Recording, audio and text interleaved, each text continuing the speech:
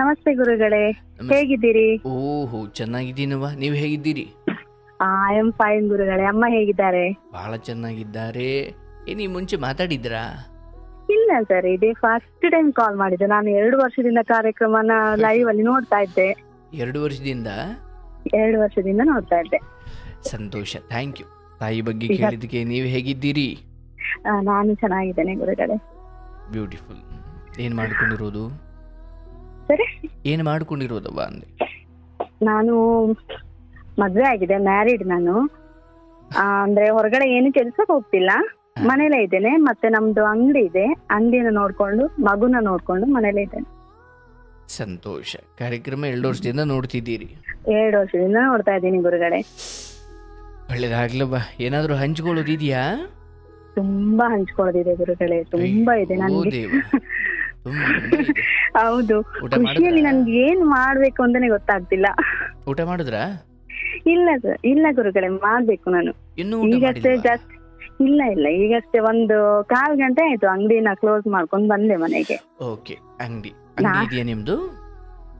ಅಂಗಡಿ ಅಂದ್ರೆ ಅದ್ರಲ್ಲಿ ಕೋಲ್ಡ್ ಹೌಸ್ ಇದೆ, ಮತ್ತೆ ಸ್ವೀಟ್ಸ್ ಇದೆ, ಚಪ್ಪಲ್, ಫ್ಯಾನ್ಸಿ.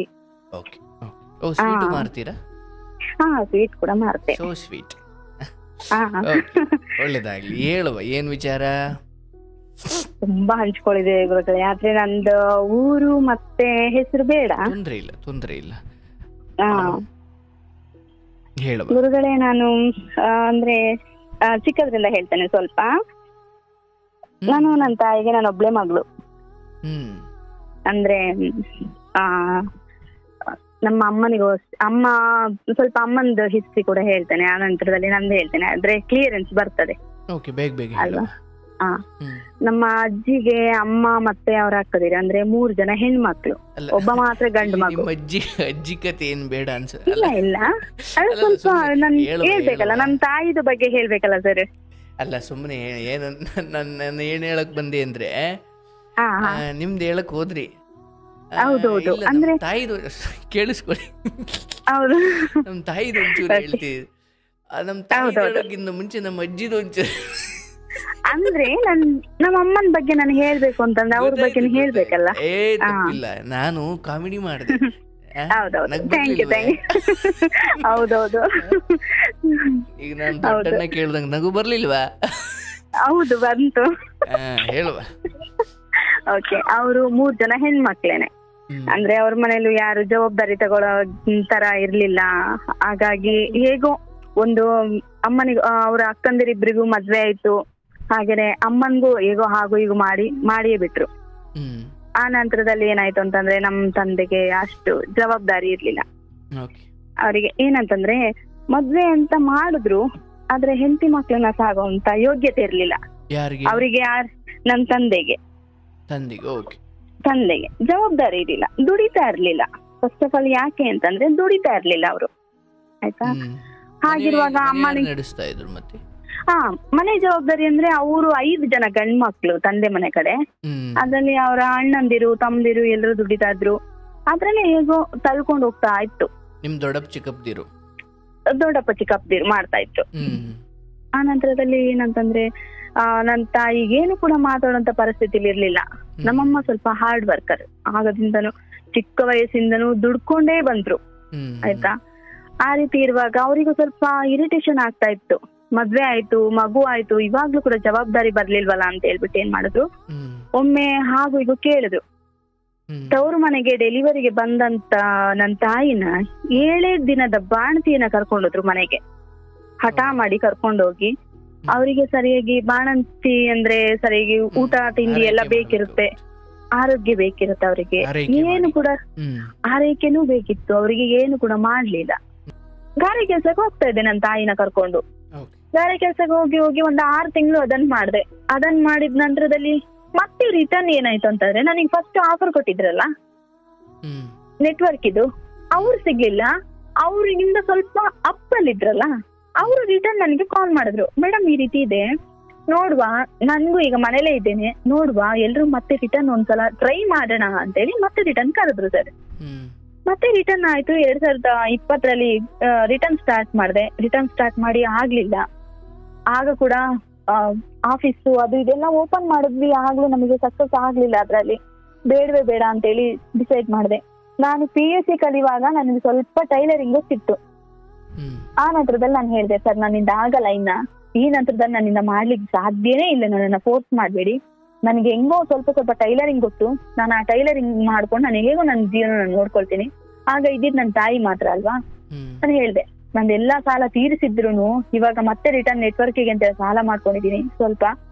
ಅದ್ರ ಜೊತೆಲಿ ನನ್ನ ತಾಯಿನಲ್ವಾ, ನನಗಿರೋದು ಅವ್ರೊಬ್ರೇ ನನಗೆ ಆಸ್ತಿ, ಅವ್ರನ್ನ ಹೇಗೋ ನೋಡ್ಕೊಳ್ತೀನಿ, ಟೈಲರಿಂಗ್ ನಾನು ಮಾಡ್ತೀನಿ ಸರ್, ನನ್ನಿಂದ ಬರಲ್ಲ, ನನ್ನಿಂದ ಸಾಧ್ಯ ಇಲ್ಲ ಅಂತೇಳಿ ಹೇಳ್ದೆ. ಆ ರೀತಿ ಹೇಳಿದ್ಮೇಲೆ ಸರ್ ಒಂದು ಮಿಷಿನ್ ಕೂಡ ತಗೊಂಡೆ. 2022ರಲ್ಲಿ ಮಿಷಿನ್ ತಗೊಂಡೆ ಸರ್. ಅಲ್ಲಿಗಲ್ಲಿಗೆ 2 ವರ್ಷ ಹಾಗೇ ಹೋಯ್ತು. 2022ರಲ್ಲಿ ನಾನು ಮಷಿನ್ ತಗೊಂಡೆ. ನಾನು ಯಾವಾಗ ಅಂಗಡಿ ಇಡ್ತೀನಿ ಅಂತ ಹೇಳಿ ನಾನು ಹೇಳ್ದೆ ಒಬ್ರಲ್ಲಿ. ಅವ್ರು ಏನ್ ಹೇಳಿದ್ರು, ಮೇಡಮ್ ಹೌದಾ, ನೀವು ಅಂಗಡಿ ಎಲ್ಲ ಮಾಡೋದಾದ್ರೆ ನೀವು ಒಂದ್ ಕೆಲಸ ಮಾಡಿ, ನೀವು ಇಲ್ಲಿ ಮಾಡೋದ್ ಕೆಲ್ಸನೇ ನೀವು ನಮ್ಮೂರಲ್ಲಿ ಮಾಡ್ಬೋದಲ್ಲ ಅಂತೇಳಿ ಅವ್ರು ಇಂಡೈರೆಕ್ಟ್ ಆಗಿ ಹೇಳಿದ್ರು ಸರ್. ಹಾ ಸರಿ. ಆ ನಂತರದಲ್ಲಿ ರಿಟರ್ನ್ ಆ ರೀತಿ ಹೇಳಿದ್ರು, ಹಾಗಾದ್ರೆ ಇಲ್ಲಿ ಮಾಡೋದನ್ನ ನಮ್ಮೂರಲ್ಲಿ ಬಂದ್ ಮಾಡಿ ಅಂತ. ಅಂದ್ರೆ ಅವ್ರು ಇಂಡೈರೆಕ್ಟ್ ಆಗಿ ಅಪ್ರೋಚ್ ಮಾಡಿದ್ರು. ಈ ನಡುವೆ ನಾವೆಲ್ಲ ಗುಂಪಲ್ಲಿ ಮಾತಾಡುವಾಗ ಏನಾಗ್ತಿತ್ತು, ಪರ್ಸನಲಿ ಕೆಲವೊಬ್ರದೆಲ್ಲ ಸ್ಟೋರಿ ಈ ರೀತಿ ಬರುವಾಗ, ಅವ್ರದ್ದು ಆಕ್ಚುಲಿ ಮದ್ವೆ ಆಗಿತ್ತು, ಹೆಂಡತಿ ತೀರಿದ್ರು, ಒಂದ್ ಮಗು ಕೂಡ ಇತ್ತು. ಅವ್ರನ್ನ ಆ ಮಗುವನ್ನ ಅಣ್ಣನ ಮನೆಯಲ್ಲಿ ಓದಿಸ್ತಾ ಇದ್ರು, ಅದನ್ನೆಲ್ಲ ಹೇಳಿದ್ರು. ಅವರು ಲಾಸ್ಟಿಗೆ ಅಪ್ರೋಚ್ ಮಾಡೇ ಬಿಟ್ರು. ಹೀಗೆ ಮದ್ವೆ ವಿಚಾರ ಬಂದಾಗ ಮದ್ವೆ ಆಗೋಣ ಅಂತ ಹೇಳಿ. ಯಾರವರು? ನಮ್ಮ ಒಟ್ಟಿಗೆ ವರ್ಕ್ ಮಾಡ್ತಾ ಇದ್ದವರೇನೆ. ವರ್ಕ್ ನೆಟ್ವರ್ಕಿಂಗ್ ಮಾರ್ಕೆಟ್ ಅಲ್ಲಿ ಹೌದೌದೌದೌದು, ಮಾರ್ಕೆಟಿಂಗ್ ಅಲ್ಲಿ ವರ್ಕ್ ಮಾಡ್ತಾ ಇದ್ರಲ್ಲ ಅವರೇನೆ ಹಾಗಂತ ಹೇಳಿದ್ರು.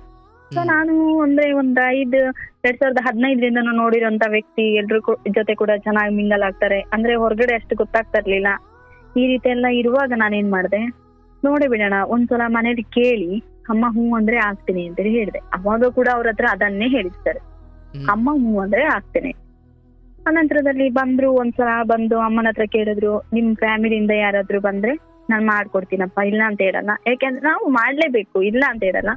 ಒಳ್ಳೆ ಹುಡ್ಗ, ಒಳ್ಳೆ ಸಂಸ್ಕೃತಿ ಇರೋರು, ಈ ತರ ಎಲ್ಲ ಇರುವಾಗ ನಾನೇನಿಲ್ಲ ಅನ್ನೋಣ, ಬಟ್ ನಿಮ್ ಮನೆಯಿಂದ ಯಾರಾದ್ರೂ ಬರ್ಲಿ ಮಾಡ್ಕೊಡ್ತೀನಿ ಅಂತೇಳಿ ಹೇಳಿದ್ರು. ಸರ್ ಅಷ್ಟು ವರ್ಷಕ್ಕೆ ನನ್ಗೆ ಒಂದು ಅಟ್ಲೀಸ್ಟ್ ಅಲ್ಲಿವರೆಗೂ ಒಂದು 20-22 ಜನ ಬಂದು ಸಂಬಂಧಗಳು ನೋಡ್ಕೊಂಡು ಹೋಗಿರ್ಬೋದು ಸರ್. ನನ್ನಲ್ಲಿ ಏನ್ ದೋಷ ಇತ್ತು ಅಂತ ನನಗೆ ಇದುವರೆಗೂ ನನಗೆ ಅರ್ಥ ಆಗ್ಲಿಲ್ಲ. ನನಗೆ ಯಾರು ನನ್ನನ್ನ ಇಷ್ಟನೇ ಪಡ್ಲಿಲ್ಲ ಸರ್. ಅಂದ್ರೆ ತುಂಬಾ ಜನ ಎಲ್ಲ ಬರೋರು, ನೋಡೋರು, ಇವತ್ತು ಹೇಳ್ತೀನಿ ನಾಳೆ ಹೇಳ್ತೀನಿ ಅಂತ ಹೋಗೋರು, ಮತ್ತೆ ಹೋಗೇ ಬಿಡೋರು. ಯಾರು ಇಷ್ಟ ಆಗ್ಲಿಲ್ಲ ಅಂತ ಹೇಳಲಿಲ್ಲ, ಮದ್ವೆ ಆಗ್ಲಿಕ್ಕೆ ಅಂತೇಳಿ ಯಾರು ಮುಂದೆ ಬರ್ಲಿಲ್ಲ ಸರ್. ಅದೇನೋ ಗೊತ್ತಿಲ್ಲ, ನನ್ನ ಹಣೆ ಬರನೋ ಕರ್ಮನೋ ದೇವ್ರಿಗೇ ಗೊತ್ತು. ಆಯ್ತಾ, ಹಾಗಾಗುವಾಗ ಲಾಸ್ಟಿಗೆ 2022ರಲ್ಲಿ ಮದ್ವೆ ಆಯ್ತು ಸರ್. ಮದ್ವೆ ಆಯ್ತು. ಆ ನಂತರದಲ್ಲಿ ಸರ್ ಸ್ಟಾರ್ಟ್ ಆಗಿದ್ದು, ಯಾಕೆಂದ್ರೆ ಇವರು ಅಲ್ಲಿವರೆಗೂ ಒಬ್ರೇ ಇದ್ರು, ಸಿಂಗಲ್ ಆಗಿದ್ರು. ಆ ನಂತರ ಫ್ಯಾಮಿಲಿ ಆಯ್ತು. ಅಂದ್ರೆ ಬ್ಯಾಚಲರ್ ಇದ್ದಂತ ಮನೆಯಲ್ಲಿ ಗೊತ್ತಲ್ವಾ ಹೇಗೆಲ್ಲ ಇರುತ್ತೆ, ಅದನ್ನೆಲ್ಲ ಕ್ಲೀನ್ ಮಾಡ್ಕೋಬೇಕಿತ್ತು. ನಾನು ಅದನ್ನೆಲ್ಲ ಮತ್ತೆ ನನ್ನ ತಾಯಿ ಹತ್ರ ಎಲ್ಲ ಹೇಳಿ, ನಾನು ಮತ್ತೆ ಅವರ ರಿಲೇಷನ್ ಒಬ್ರು ಇದ್ರು ಮನೆಯಲ್ಲಿ, ಕರ್ಕೊಂಡ್ ಬಂದಿದ್ರು. ಅವರು ನಾವೆಲ್ಲ ಬಂದ್ವಿ. ಬಂದು ಮನೆಯೆಲ್ಲ ಕ್ಲೀನ್ ಮಾಡ್ಲಿಕ್ಕೆ ಅಂತ ಬರುವಾಗ ಅವರಿಗೆ ಒಂದು ಮುಂಚಿತವಾಗಿ ಒಂದು ಅಫೇರ್ ಇತ್ತು ಸರ್. ಅದನ್ನ ನನ್ನ ಹತ್ರ ಹೇಳಿರ್ಲಿಲ್ಲ, ನನ್ ಗಂಡನಿಗೆ. ಅದನ್ನ ನನ್ನ ಹತ್ರ ಹೇಳಿರ್ಲಿಲ್ಲ. ಅದು ಯಾವತ್ತೂ ನಮ್ಮಲ್ಲಿ ಡಿಸ್ಕಷನ್ ಆಗ್ಲೇ ಇಲ್ಲ. ಆಗ್ಲೇ ಇಲ್ಲ ಸರ್. ಸರ್ ಹೇಳಿದ್ರೆ ಮದುವೆ ಆಯ್ತಿದ್ದನವ ಅಲ್ವಾ ಸರ್? ಅಲ್ವಾ? ಅವ್ರಿಗೆ ಎಷ್ಟು ಪಾರ್ಶ್ ಇದ್ದಾರೆ ಅಂತಂದ್ರೆ ಸರ್, ಈ ರೀತಿ ಡಿಸ್ಕಷನ್ ಮಾಡುವಾಗ ಒಂದ್ಸಲ ಹೇಳಿದ್ರು ನನಗೆ ಮದ್ವೆ ಆಗಿದೆ, ಹೆಂಡತಿ ತೀರಿದ್ದಾರೆ, ನನ್ ಮಗ ಇದ್ದಾನೆ ಅಂತ ಹೇಳಿ ಹೇಳುವಾಗ ನನ್ನನ್ನ ಅವ್ರು ಕೇಳಿದ್ರಲ್ಲ, ನಮ್ಮ ಮನೆಯವ್ರೆ. ಅಲ್ಲ ಅಂದ್ರೆ ಇವ್ರಿಗೆ ಅಲ್ಲಿ ಮದುವೆ ಆಗಿತ್ತು ಅಷ್ಟೊತ್ತಿ ಬೇರೆ? ಅಷ್ಟೊತ್ತಿ ಹೌದು ಸರ್, ಮದ್ವೆ ಆಗಿತ್ತು. ಮದ್ವೆ ಆಗಿ ಮಗ ಎಷ್ಟು 2ನೇ ತರಗತಿ ಕಲಿತಾ ಇದ್ದ. ಅಂದ್ರೆ ನಿಮ್ಮನ್ ಮದ್ವೆ ಆಗೋಷ್ಟರಲ್ಲಿ? ಹೌದೌದು, ಅಷ್ಟು ದೊಡ್ಡವನಿದ್ದ.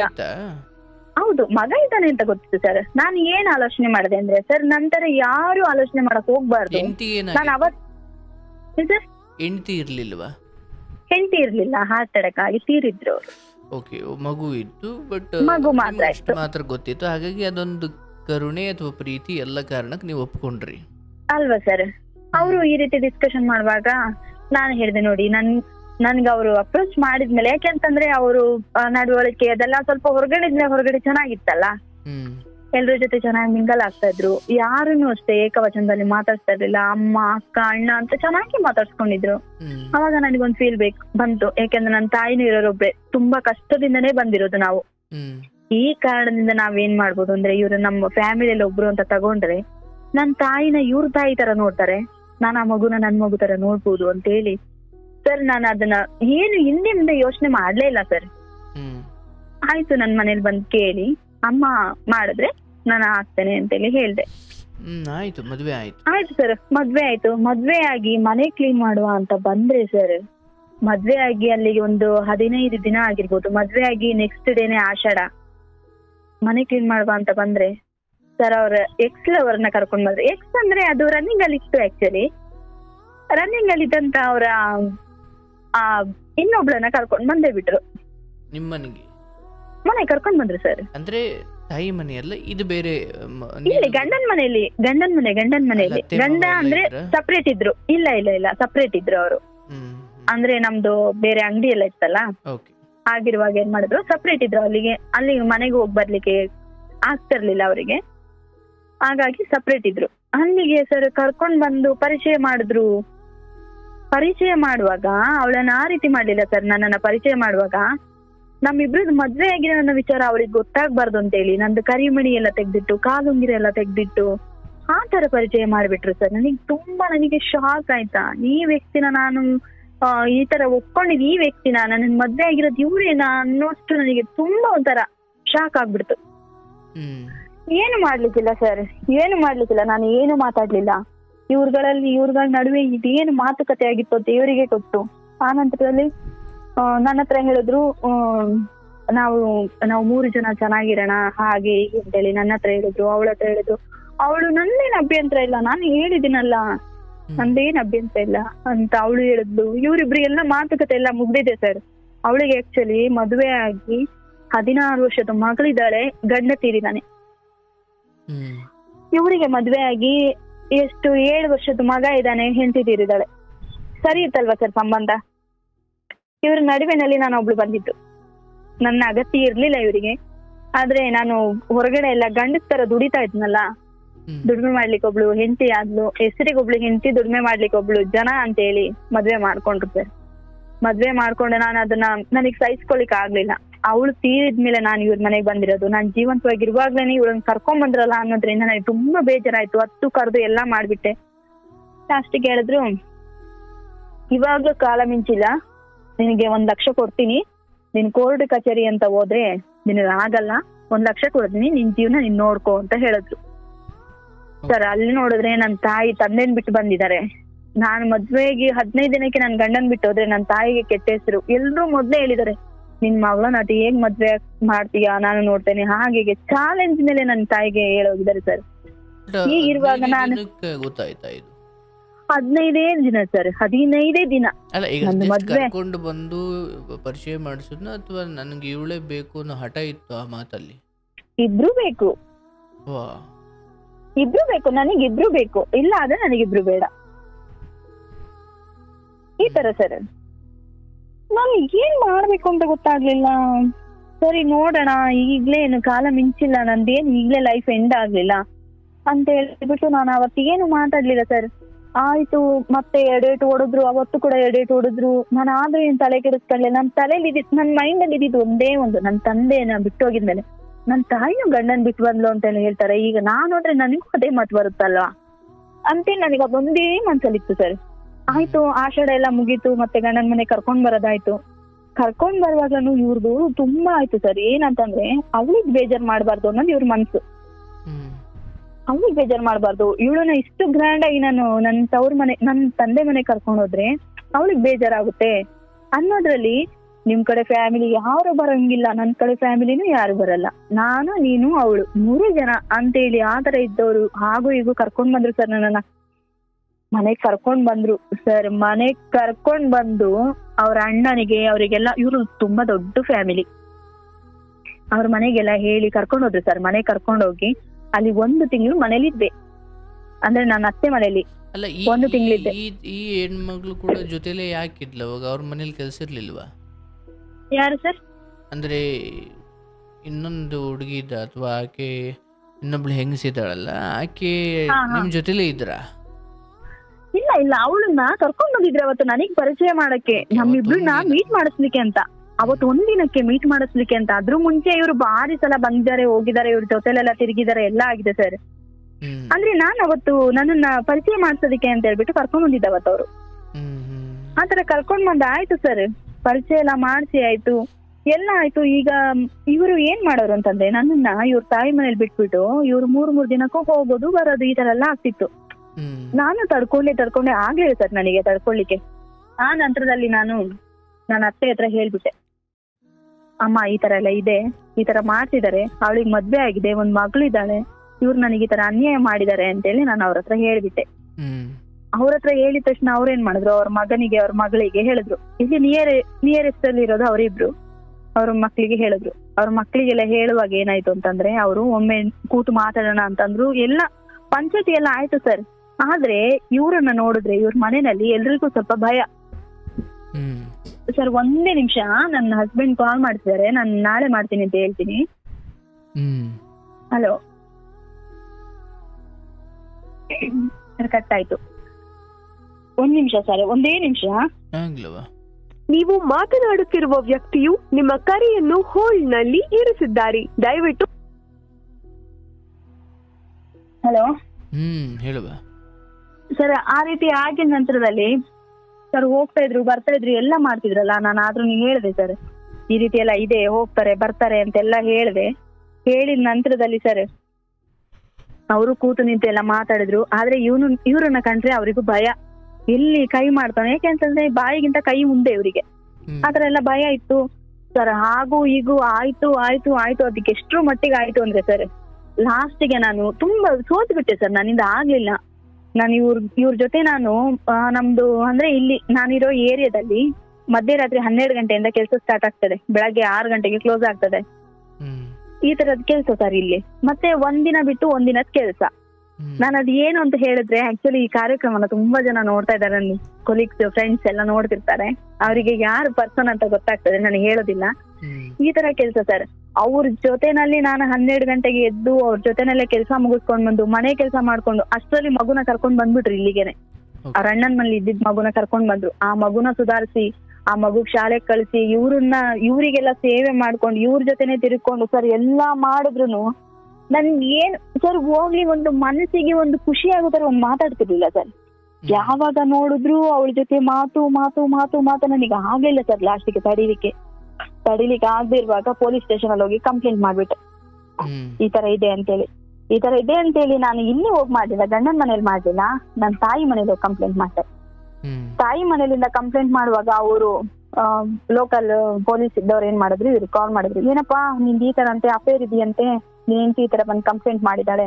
ಇಲ್ಲ ಸರ್, ನಾನು ಆತರ ಏನಿಲ್ಲ, ಅವಳಿಗೂ ಗೊತ್ತು ಅಂತೇಳಿ ಹೇಳಿದ್ರು ಸರ್. ಆಗ ರೂಲ್ಸ್ ಏನಿತ್ತು ಅಂತಂದ್ರೆ, ಹೆಂಡತಿ ಇದ್ರೂನು ಇವ್ರಿಗೇನಾದ್ರು ಬೇರೆಯವ್ರ ಮೇಲೆ ಏನಾದ್ರು ಇಷ್ಟ ಆದ್ರೆ, ಅವ್ರಿಬ್ರಿಗೂ ಏನಾದ್ರು ಒಪ್ಪಿಗೆ ಇದ್ರೆ ಇರ್ಬೋದಿತ್ತಂತೆ ಸರ್ ಜೊತೆಲಿ. ಈ ತರ ಒಂದು ಕಾನೂನಿತ್ತು ಆಯ್ತಾ. ನನಗೆ ಅದು ಆಕ್ಚುಲಿ ಗೊತ್ತಿರ್ಲಿಲ್ಲ. ಆ ಪೊಲೀಸ್ ಹೇಳುವಾಗ ಪೊಲೀಸಿಗೆ ಇವ್ರು ಕನ್ವಿನ್ಸ್ ಮಾಡಿದ್ರು, ಈ ತರ ಇದೆ ಅಂತ ಹೇಳಿ. ಪೊಲೀಸಿಗೆ ಏನ್ ಹೇಳಿದ್ರು ಅಂತಂದ್ರೆ, ನೋಡಪ್ಪ ನಿನಗೆ ಇವಾಗ್ಲೇ ಬಿಡು ಅಂತ ನಾನು ಹೇಳಲ್ಲ, ನಿನಗೆ ಏನಂತಂದ್ರೆ ನೀನು ಹೋಗ್ತಾ ಬರ್ತಾ ಇರು, ನಿಂದೇನಿದ್ರು ಹೊರಗಡೆ ನೋಡ್ಕೊ, ಮನೆ ತನಕ ತಗೊಂಡ್ ಬರ್ಬೇಡ ಅದನ್ನ ಅಂತ ಹೇಳಿ ಹೇಳಿದ್ರು. ಈ ತರನು ಹೇಳ್ಬೋದಾ ಸರ್ ಅದನ್ನ?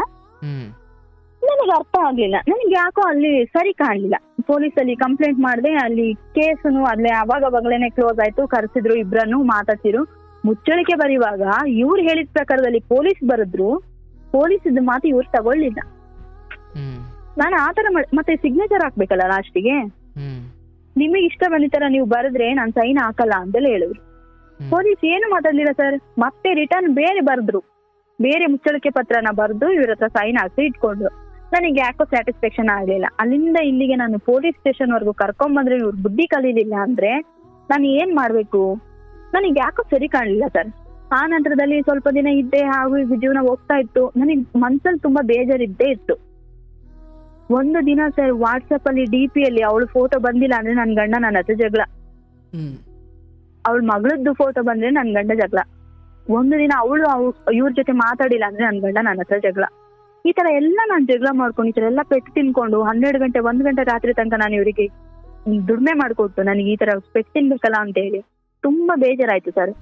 ಒಂದಿನ ಏನಾಯ್ತು ಅಂದ್ರೆ ನಮ್ಮ ರಿಲೇಷನ್ ಅವ್ರದ್ದು ಒಬ್ರದ್ದು ಮದ್ವೆ ಇತ್ತು, ಮದ್ವೆಗೆ ಹೋಗಿದ್ವಿ. ಮದ್ವೆಗೆ ಹೋಗುವಾಗ ಅದ್ರ ಮುಂಚೆ ಇವರು ಮೂಡ್ ಚೇಂಜ್ ಆಗಿತ್ತು ಇವ್ರದ್ದು.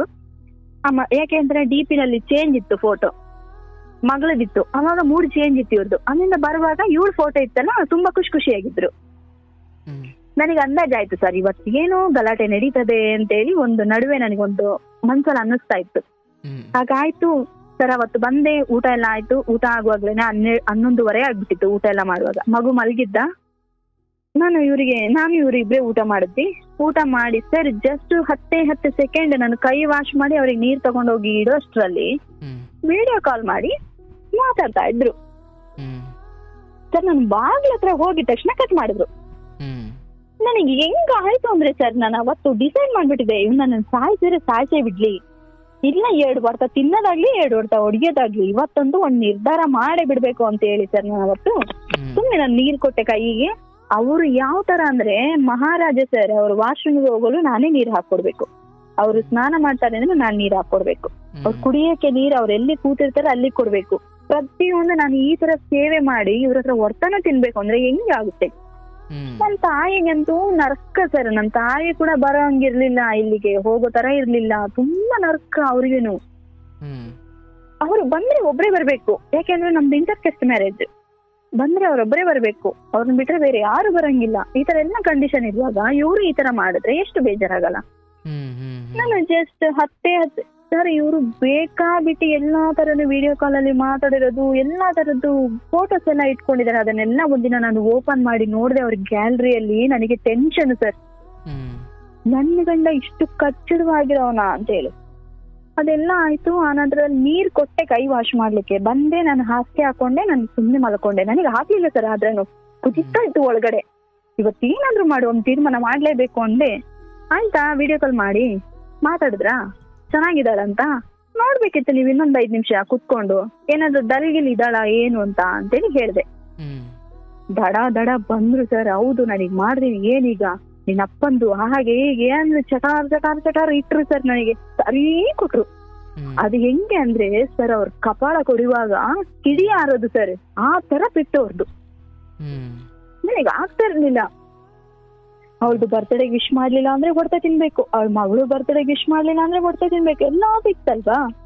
ನಾನು ಅವತ್ ಏನಾದ್ರೂ ಆಗ್ಲಿ ಅಂತ ತೀರ್ಮಾನ ಮಾಡ್ಕೊಂಡಿದ್ರು. ನಡುವೆ ತುಂಬಾ ಎಲ್ಲ ಆಗೋಗಿದೆ ಸರ್. ನಾನು ಅಷ್ಟೆಲ್ಲ ಹಂಗಾಗಿ ಎಳೆಯಲ್ಲ, ಯಾಕೆಂತಂದ್ರೆ ಈಗಲೂ 3/4 ಗಂಟೆ ಆಗೋಗ್ಬಿಟ್ಟಿದೆ ನಾನು ಮಾತಾಡ್ಲಿಕ್ಕೆ ಸ್ಟಾರ್ಟ್ ಮಾಡಿ ಸರ್. ಹಾಗಾಯ್ತು, ಲಾಸ್ಟಿಗೆ ಹೊಡೆದಾಟ ಎಲ್ಲ ಸರಿ ಆಯ್ತು ಸರ್. ಲಾಸ್ಟಿಗೆ ನನ್ಗೆ ಏನ್ ಮಾಡಿದ್ರು ಅಂದ್ರೆ, ಹೊಡೆಯುವಾಗ ಈ ಬೆಡ್ಶೀಟ್ ಇರ್ತದಲ್ಲ ಅದನ್ನ ಬಾಯಿಗೆ ಹಾಕ್ಲಿಕ್ಕೆ ಬಂದ್ರು ಸರ್. ನನಗೆ ಏನೋ ಒಂಥರ ಮೈಂಡ್ ಡೈವರ್ಟ್ ಆಯ್ತು. ಇವತ್ತು ನನ್ನನ್ನ ಫಿನಿಶ್ ಮಾಡ್ತಾರೆ ಅಂತೇಳಿ ನನಗೆ ಒಂದು ಮೈಂಡಿಗೆ ಬಂತು ಸರ್. ಬಾಯಿಗೆ ಕೈ ಹಾಕಿದ ತಕ್ಷಣ ಕಚ್ಚಿಬಿಟ್ಟೆ ಆಯ್ತಾ. ನಾನು ಕಚ್ಚಿ ಅಂತ ಎಡೆಟ್ ಹೊಡೆದ್ರು, ನಾನು ತಿರುಗಿಸಿ ಎಡೆಟ್ ಹೊಡ್ದೆ. ನನಗೆ ಎದ್ದು ನಿಲ್ಲಕ್ಕೆ ತಾಕತ್ತಿಲ್ಲ ಸರ್, ನನಗೆ ಆ ತರ ಆಗ್ಬಿಟ್ಟಿದ್ದೆ. ತಿರುಗಿಸಿ ನಾನು ಕೂಡ 2 ಹೊಡ್ದೆ. ಅದಾಗಿದ್ದಾಗ್ಲಿ ಇವತ್ತು ಏನಾದ್ರು ಆಗ್ಲಿ, ಇವತ್ತೇ ಇವನ್ ಕೈಲಿ ಸತ್ರು ಪರವಾಗಿಲ್ಲ ಅಂತೇಳಿ 2 ಬಿಟ್ಟೆ ಸರ್. ನಾನು 2 ಹೊಡ್ತಿದ ತಕ್ಷಣ ನನಗೆ ಹೊಡಿತೀಯಾ ಅಂದ್ರು ಸಮಾ ಗಲಾಟೆ ಸರ್. ಅದೆಲ್ಲ ಮುಗಿಯುವಾಗ 2 ಗಂಟೆ ಕರಿಮಣಿ ಎಲ್ಲ ಕಿತ್ತೋಯ್ತು. ತೆಗೆದು ಬಿಸಾಕ್ಬಿಟ್ಟೆ ನಾನು. ಕಿತ್ತೋಗಿದ ತಕ್ಷಣ ನಾನು ಮತ್ತೆ ಹಾಕೊಳಕ್ ಹೋಗ್ಲಿಲ್ಲ. ಮತ್ತೆ ಅದನ್ನ ರೆಡಿ ಮಾಡಿಸಿ ಅವ್ರನ್ನೇ ಹಾಕಿದ್ರು ಸರ್. ಅಷ್ಟೆಲ್ಲ ಆಗಿದ್ಮೇಲೆ ಮರುದಿನ ಏನಾಯ್ತು, ನನಗೆ ಎದಳ್ಲಿಕ್ಕೆ ಆಗ್ತಿಲ್ಲ. ಆದ್ರಿಂದ ನಾನು ಅಂಗಡಿಗೆ ಹೋಗ್ಲೇಬೇಕಲ್ವಾ ಸಿಚುವೇಶನ್. ಇಲ್ಲಿ ನಮ್ಮ ಮನೆಗೆ ಕೆಲ್ಸಕ್ಕೊಬ್ರು ಬರ್ತಿದ್ರು, ಒಂದು ಅಣ್ಣ ಬರ್ತಿದ್ರು. ಅವ್ರು ಹೊಟ್ಟೆ ಮೇಲೆ ಯಾಕೆ ಹೊಡಿಬೇಕು, ಪಾಪ ಬಡವ ಅವನ, ಆಯ್ತಾ. ಅವನ ಅವತ್ತು ಕೆಲ್ಸಕ್ಕೆ ಬಂದಿದ್ದಾನೆ, ಅವ್ನು ಹೊಟ್ಟೆ ಮೇಲೆ ಹೊಡಿಬಾರ್ದು ಒಂದೇ. ತಿರ್ಗಾ ದಿನ ಅವರಿಗೆ ತಿಂಡಿ ಊಟ ಎಲ್ಲ ರೆಡಿ ಮಾಡಿ ಇಟ್ಟು ನಾನು ಅಂಗಡಿಗೆ ಹೋದೆ. ಅಂಗಡಿಯಿಂದ ಬಂದೆ. ಅದ್ರ ನೆಕ್ಸ್ಟ್ ಡೇ ಏನಾಯ್ತು ಅಂದ್ರೆ ಸರ್, ನನಗೆ ಎದಳ್ಲಿಕ್ಕೆ ಆಗ್ಲಿಲ್ಲ. ಅಷ್ಟು ಹೊಡ್ತಾ ತಿಂದಿದ್ದೆ ಅಲ್ಲ, ಎದಳ್ಲಿಕ್ಕೆ ಆಗ್ಲಿಲ್ಲ. ನಾನು ಏನ್ ಹೇಳಿದೆ, ಎದ್ದೇಳಿಸಿದ್ರು ನನಗೆ ಆಗಲ್ಲ ರೀ, ತುಂಬಾ ಮೈಕೈ ನೋವಿದೆ, ನನಗೆ ಆಗಲ್ಲ ಅಂತ ಹೇಳಿದೆ ಸರ್. ಅಷ್ಟ್ ಹೇಳಿದ ತಕ್ಷಣ ಮಗುನ ದಡ ಅಂತ ಎದ್ದೇಳಿಸಿದ್ರು. ತಗೊಂಡೋಗಿ ಪಾತ್ರೆ ವಾಶ್ ಮಾಡ್ಲಿಕ್ಕೆ ಕೂರಿಸ್ಬಿಟ್ರು ಸರ್. ನನಗೆ ಹೊಟ್ಟೆ ಉರಿ ಬಂದ್ಬಿಡ್ತು. ಅಷ್ಟು ಚಳಿಯಲ್ಲಿ ಮಗುನ ಹಾಗೆ ಮಾಡಿದ್ರಲ್ಲ ಅಂತ ಹೇಳಿ ಸರ್, ನಾನು ಒಂದೇ ಮಾತಾಡಿದ್ದು. ನನ್ನ ತಾಯಿಗೆ ಫೋನ್ ಮಾಡಿದೆ, ಅಮ್ಮ ಬಂದು ಕರ್ಕೊಂಡು ಹೋಗ್ಬಿಡ ನಾನು ಇನ್ನ ಇಲ್ಲಿ ಇರ್ತಿಕ್ ನನಗೆ ಆಗಲ್ಲ. ಇವ್ರು ಇಷ್ಟೆಲ್ಲಾ ಮಾಡಿದ್ರು, ರಾತ್ರಿ ಎಲ್ಲ ಹೊಡೆದಿದ್ದಾರೆ. ಮೊನ್ನೆ ರಾತ್ರಿ ಅಷ್ಟು ದಿನ ನಾನು ಏನು ಹೇಳಿರ್ಲಿಲ್ಲ ಸರ್. ಅವತ್ತು ನನಗೆ ಮನ್ಸು ತಡೀಲಿಕ್ಕೆ ಆಗ್ಲಿಲ್ಲ. ಇಷ್ಟೆಲ್ಲಾ ಮಾಡಿದ್ರು ನಾನು ಏನು ಮಾತಾಡ್ಲಿಲ್ಲ ಅಮ್ಮ. ಇವತ್ತು ಈ ತರ ಮಾಡ್ಬಿಟ್ರು, ನನ್ನಿಂದ ಸಾಧ್ಯನೇ ಇಲ್ಲ ನನ್ಗೆ ಇವ್ರ ಜೊತೆ ಜೀವನ ಮಾಡ್ಲಿಕ್ಕೆ, ಬಂದ್ ಕರ್ಕೊಂಡು ಹೋಗು ಅಂತ ಹೇಳಿದೆ ಸರ್. ಹೇಳಿ ಹೇಗೋ ನಾನು ಇಲ್ಲಿಂದ ನಾನು ಹಾಸ್ಪಿಟ್ಲಿಗೆ ಹೋಗಿ ಬರ್ತೀನಿ ಅಂತ ಹೇಳಿ ನಾನು ಹೋದೆ. ಮನುಷ್ಯ ಒಂದು ಫೋನ್ ಮಾಡ್ಲಿಲ್ಲ. ಹಾಸ್ಪಿಟ್ಲಿಗೆ ಹೋಗಿದ್ದಾಳಲ್ಲ, ಬಿದ್ದಿದ್ದಾಳ, ಇದ್ದಾಳ ಅಂತೇಳಿ ಒಂದು ಫೋನ್ ಮಾಡ್ಲಿಲ್ಲ. ಅಲ್ಲಿಂದ ಸೀದಾ ಮನೆಗ್ ಬಂದು ಮಲ್ಕೊಂಡೆ. ಅವಾಗ ಒಂದು ಕಾಲ್ ಮಾಡ್ಲಿಲ್ಲ. ನನಗೆ ಮನ್ಸಿಗೆ ಅನ್ನಿಸ್ತು, ಇವ್ರು ಇವಾಗ್ಲೇ ಈ ತರ ಅಲ್ಲ, ಏನಾದ್ರೂ ನನ್ ಕೈಕಲ್ ಬಿದ್ದೋಗಿ ನನ್ ಬಿದ್ರೆ ಇವ್ರು ಸತ್ಯವರ್ಗು ನೋಡಲ್ಲ ಅಂದೆ ಸರ್. ಸೀದಾ ಮನೆಯಿಂದ ಇಲ್ಲಿಂದ ಹೊರಟೆ. ನಾನು ಅಡುಗೆ ಎಲ್ಲ ಮಾಡಿಟ್ಟಿದ್ದೆ, ಅದ ತಿನ್ನಕ್ ಹೋಗ್ಲಿಲ್ಲ, ಟೈಮ್ ಆಗುತ್ತೆ ಅಂತ ಹೇಳಿ ಸೀದಾ ಹೊರಟೆ. ನಾನು ಬ್ಯಾಗ್ ತಗೊಂಡೆ, ಅಂಗಡಿಯಿಂದ ಹೊರಗಡೆನೆ ನಿಂತವ್ರಿಗೆ ಕೀ ಕೊಟ್ಟೆ. ನಾನ್ ಊರಿಗೆ ಹೋಗಿ ಬರ್ತೀನಿ ಕಣ್ರಿ ಅಂದೆ. ಸೀದಾ ಹೋದೆ ಸರ್. ನಾನ್ ತವ್ರ ಮನೆಗೆ ಹೋಗಿ ಮಹಿಳಾ ಸಮಾಜಕ್ಕೆ ಇದಿಂತಲ್ಲ ಹ್ಯೂಮನ್ ರೈಟ್ಸ್ ಇದೆಯಲ್ಲ ಸರ್, ಮಾನವ ಹಕ್ಕುಗಳ ಆಯೋಗ, ಅಲ್ಲಿ ಹೋಗಿ ಒಂದು ರೈಟಿಂಗ್ಸ್ ಅಲ್ಲಿ ಒಂದು ಕಂಪ್ಲೇಂಟ್ ಮಾಡಿದೆ. ಕಂಪ್ಲೇಂಟ್ ಮಾಡಿ ಹೇಳ್ದೆ, ನಾನು ಇಲ್ಲಿ ಇರುವಾಗ ನೀವು ಕಾಲ್ ಮಾಡಿದ್ರೆ ನನಗೆ ಕಂಪ್ಲೇಂಟೇ ಬೇಡ, ನಾನು ವಾಪಸ್ ತಗೊಳ್ತೀನಿ. ನಾನು ಊರಿಗೆ ಹೋಗಿದ್ಮೇಲೆ ನಾನು ನಿಮಗೆ ಒಂದು ಕಾಲ್ ಮಾಡಿ ಹೇಳ್ತೀನಿ ಅವ್ರು ಇದಾರೆ ಅಂತೇಳಿ, ನೀವು ಅವಾಗ ಅವ್ರಿಗೆ ಕಾಲ್ ಮಾಡ್ಬೇಕು ಅಂತೇಳಿ ಹೇಳ್ದೆ. ಸರಿ ಆಯ್ತು ಸರ್ ಆಯ್ತು ಅಂತ ಹೇಳಿದ್ರು, ಒಪ್ಕೊಂಡು. ಮರುದಿನ ನಾನು ಸಂಡೇ ಬಂದೆ, ಮಂಡೇ ಅವತ್ತು ಕ್ರಿಸ್ಮಸ್ ಇತ್ತು. ಅದ್ರ ನೆಕ್ಸ್ಟ್ ಟ್ಯೂಸ್ಡೇ ನಾನು ಅವರಿಗೆ ಒಂದು ಮಿಸ್ ಕಾಲ್ ಮಾಡಿ ಹೇಳ್ದೆ ಈ ತರ ಇದ್ದಾರೆ ಅಂತೇಳಿ. ಕಾಲ್ ಮಾಡಿದ್ರು. ಕಾಲ್ ಮಾಡಿದ್ಮೇಲೆ ಇವ್ರ ಹತ್ರ ಮಾತಾಡುವಾಗ ಇವ್ರು ಮಾಮೂಲಿ ಪೊಲೀಸ್ ಹತ್ರ ಮಾತಾಡಿದ್ರಲ್ಲ ಆ ರೀತಿ ಅಂತ ಹೇಳಿ ಮಾತಾಡಿದ್ರು. ಅವ್ರು ಹೇಳಿದ್ರು, ಅಲ್ಲಪ್ಪ ಏನಪ್ಪಾ ನಿನ್ ಹೆಂಡತಿ ಈ ತರ ಬಂದ್ ಕಂಪ್ಲೇಂಟ್ ಮಾಡಿದಾಳೆ. ಇಲ್ಲ ಸರ್ ನಾನು ಆತರ ಮಾಡೇ ಇಲ್ಲ. ನೀನು ಮಾಡಿದ್ರೆ ನಿನ್ ಹೆಂಡತಿ ಬಂದ್ ಕಂಪ್ಲೇಂಟ್ ಮಾಡಲ್ಲ ಇಲ್ಲಿ, ಹಾಗೆ ಹೀಗೆ ಅಂತ ಹೇಳಿ ಸರ್. ಅಲ್ಲೂ ಸ್ವಲ್ಪ ಏನೋ ಡಿಸ್ಕಷನ್ ಎಲ್ಲ ಆಯ್ತು. ಲಾಸ್ಟಿಗೆ ಮುಚ್ಚಳಿಕೆಯಲ್ಲಿ ನಾನು ಅಲ್ಲಿ ಓಪನ್ ಆಗಿ ಹೇಳ್ದೆ ಸರ್. ಒಂದು ವಾರ ಟೈಮ್ ಕೊಟ್ರು. ಒಂದು ವಾರ ಟೈಮ್ ಅಲ್ಲಿ ನಾವಿಬ್ರು ಹೋದ್ವಿ. ಅಲ್ಲಿಗೆ ಹೋಗಿ ಕೌನ್ಸಿಲಿಂಗ್ ಹೋದಾಗ, ಒಂದು ವಾರ ಟೈಮ್ ಅಲ್ಲಿ ಕೌನ್ಸಿಲಿಂಗ್ ಹೋದಾಗ ನಾನು ಹೇಳ್ದೆ ಓಪನ್ ಆಗಿ, ಇವ್ರು ನನಗೆ ಬೇಕು ಅಂತ ನಾನು ಕೇಳ್ತಾ ಇಲ್ಲ. ಇವರಿಗೆ ಒಂದು ಆಪ್ಷನ್ ಇಡ್ತಾನೆ, ಒಂದು ನನ್ ಜೊತೆ ಇರ್ತೀನಿ ಅಂತಂದ್ರೆ ಅವಳನ್ನ ಸಂಪೂರ್ಣವಾಗಿ ಮರಿಬೇಕು, ನಾನು ಬಿಡ್ತೀನಿ ಹಾಗೆ ಹೀಗೆ ಅಂತ ಸ್ಟೋರಿ ಹೇಳೋದಾದ್ರೆ ನನಗ್ ಬೇಡವೇ ಬೇಡ. ನಾನಿವತ್ ಮಕ್ಳಿಲ್ಲ ಸರ್. ಮಕ್ಳಿಲ್ಲ ಅಂತಂದ್ರು ನನ್ನ ಮಗನನ್ನ ನಾನು ಯಾವತ್ತು ಬೇರೆಯವ್ರ ಮಗ ಅಂತ ನಾನು ನೋಡ್ಲಿಲ್ಲ ಸರ್. ನನ್ ಮಗನು ಅಷ್ಟೇ, ಅಷ್ಟು ಹಚ್ಕೊಂಡಿದ್ದಾನೆ ನನ್ನ. ಆಯ್ತಾ, ಹೌದೌದು. ನನಗ್ ಮುಂದೆ ಆದ್ರೇನು ಬೇಜಾರ್ ಮಾಡ್ಕೊಳಲ್ಲ, ಆಗಿಲ್ಲ ಅಂದ್ರೂ ಬೇಜಾರ್ ಮಾಡ್ಕೊಳಲ್ಲ. ಯಾಕೆ ಅಂತಂದ್ರೆ ಇವತ್ತು ಎಷ್ಟೋ ಜನ ಮಕ್ಳಿಲ್ದೇ ಇರೋರು ದತ್ತು ತಗೊಂಡ್ ಸಾಕಿದ್ದಾರೆ, ಅವ್ರಿಗಿನ್ನ ಜೀವನ ಆಗಿದೆಯಲ್ಲ ಸರ್. ಹಂಗ ಅನ್ಕೊಂಡ್ಬಿಟ್ಟು ನಾನು ಅಷ್ಟು ಇದೆಲ್ಲ ತ್ಯಾಗ ಎಲ್ಲ ಮಾಡ್ಕೊಂಡ್ ಮೇಲೆ ಇವ್ರ ಹತ್ರ ಚೇಂಜ್ ಆಗಿ ನನಗೆ ಇಷ್ಟ ಆಗಿರ್ಲಿಲ್ಲ. ಬಟ್ ಅಲ್ಲಿ ಅಷ್ಟೆಲ್ಲ ಆಯ್ತು. ನಾನು ಹೇಳ್ದೆ, ನನಗೆ ಅವಳೇ ಬೇಕು ಅಂತಂದ್ರೆ ನಾನು ಧಾರಾಳವಾಗಿ ಬಿಟ್ಕೊಡ್ತೀನಿ, ನಾನೇ ನನ್ ಮಗ ಹೇಗೂ ಇರ್ತೀವಿ. ಇಲ್ಲ ನನಗೆ ಇವಳೇ ಬೇಕು ಅಂತಾನೆ ಅವಳನ್ನ ಸಂಪೂರ್ಣವಾಗಿ ಬಿಟ್ಟು ನನ್ ಜೊತೆ ಇರ್ಬೇಕು ಅಂತ ಹೇಳಿ ಕಂಡೀಷನ್ ಹಾಕಿದ ಮೇಲೆ ಸರ್ ನನಗೆ ಇವಳೇ ಬೇಕು ಅಂತ ಹೇಳಿ ನನ್ ಜೊತೆ ಬಂದ್ರು. ನನ್ ಜೊತೆ ಬಂದ್ರು ಸರ್. ನಮ್ದು ಐ ಥಿಂಕ್ 3 years ಆಯ್ತು ಮದ್ವೆ ಆಗಿ. ಇವತ್ತಿನ ತನಕನು ಹೆಂಡತಿ ಅನ್ನೋದು ಒಂದು ಬಾಯಲ್ಲಿ ಕರೀತಾರೆ ಬಿಟ್ರೆ ನನ್ಗೆ ಇವತ್ತಿನ ತನಕನು ನನ್ನೋಳು ಅನ್ನೋ ಫೀಲ್ ಅವ್ರಿಗೆ ಬರ್ಲೇ ಇಲ್ಲ ಸರ್. ಅದೇ ಏನಂದ್ರೆ ಕೆಲ್ಸಕ್ಕೊಂದು ಜನ ಇರ್ಲಿಲ್ಲ. ಈಗ ಹೊರಗಡೆಯಿಂದ ಜನ ಇಟ್ರೆ ದುಡ್ಡು ಕೊಡ್ಬೇಕಾಗತ್ತೆ ಅನ್ನೋದಕ್ಕೋಸ್ಕರ ಮನೆಯಲ್ಲಿ ಹೊರಗಡೆಲಿ ಮನೆಯಲ್ಲಿ ಕತ್ತೆ ದರ ದುಡಿತಾ ಇದ್ದೀನಿ, ಅವ್ರ ಸೇವೆ ಮಾಡ್ತಾ ಇದ್ದೀನಿ. ನನಗೆ ಇದೇನ್ ಮಾಡ್ಬೇಕು, ನೆಕ್ಸ್ಟ್ ಫ್ಯೂಚರ್ ಏನು, ನನ್ಗೆ ಇಷ್ಟೇ ಲಾಸ್ಟ್ ಏನು ಅನ್ನೋದು ನನಗೆ ಗೊತ್ತಾಗ್ತಿಲ್ಲ ಸರ್. ಯಾವುದೇ ಡಿಸಿಷನ್ ತಗೊಳ್ವಾಗ್ಲಾನು ನಾನು ನಿಮ್ದೊಂದು ಸ್ಟೋರಿ ಕೇಳ್ತೀನಿ, ಓ ಹೌದಲ್ವಾ ಇನ್ನು ಸ್ವಲ್ಪ ಕಾಯಿದ್ರೆ ಹಿಂಗೂ ಚೇಂಜ್ ಆಗ್ಬೋದು ಅಂತ ಹೇಳ್ತೀನಿ, ಅಲ್ಲಿಗೆ ಮರ್ತು ಬಿಡ್ತೀನಿ ಸರ್. ಇನ್ನೊಂದು ಸ್ಟೋರಿ ಏನಾದ್ರು ಕೇಳ್ತೀನಿ, ಹೌದು ನಾನು ಸ್ವಲ್ಪ ಹೋರಾಟ ಮಾಡ್ಬೇಕು, ನನಗೆ ಹೊರಗಡೆನೂ ಜೀವನ ಇದೆ ಅಂತೀನಿ, ಅವಾಗ ಏನಾದ್ರು ಚೇಂಜ್ ಮಾಡ್ಬೇಕು ಅಂತಿರ್ತೀನಿ. ಇನ್ನೊಂದು ವಿಡಿಯೋಸ್ ಬರುತ್ತೆ ಅದನ್ನ ಕೇಳ್ತೀನಿ, ಅಲ್ಲಿಗೆ ಫಸ್ಟ್ ಇದು ಮೈಂಡ್ ಮರ್ತು ಇತ್ತು, ಮತ್ತೆ ಅಲ್ಲಿ ರಿಟರ್ನ್ ಚೇಂಜ್ ಆಗುತ್ತೆ. ಹೌದಲ್ವಾ ನನ್ ಮಗುಗೋಸ್ಕರ ಸ್ವಲ್ಪ ಕಾಯುವುದಲ್ವಾ ಅಂತೇಳಿ ಸರ್ ಇದೇ ಗೊಂದಲದಲ್ಲೇ ಇದ್ದು ನಾನು ಸೋನ್ ಸರ್ 2 ವರ್ಷದಿಂದ ನಾನು ಹೇಗೆ ಆಗ್ಬಿಟ್ಟಿದ್ದೀನಿ ಅಂತಂದ್ರೆ ಯಾವ್ದು ಡಿಸಿಷನ್ ನ ತಗೊಳಕ್ ಆಗದಿರೋಂತ ಪರಿಸ್ಥಿತಿಲಿ ಇದೀನಿ. ಇವತ್ ನನ್ ಮಗ ತುಂಬಾ ಸಲ ಟ್ರೈ ಮಾಡಿಕೊಟ್ಟ, ಕಾಲ್ ಟ್ರೈ ಮಾಡಿ ನೆಟ್ ಪ್ಯಾಕ್ ಮುಗ್ದಿದ್ರೇನು ಇನ್ನೊಬ್ರಿಗೆ ಕಾಲ್ ಮಾಡಿ ನೆಟ್ ಪ್ಯಾಕ್ ಹಾಕಿಸ್ಕೊಂಡು ಲೈವ್ ಮುಗಿತಾ ಅಂತ ನೋಡಿ ನನ್ ಮತ್ತೆ ರಿಟರ್ನ್ ಕಾಲ್ ಮಾಡಿದೆ ಕನೆಕ್ಟ್ ಆಯ್ತು.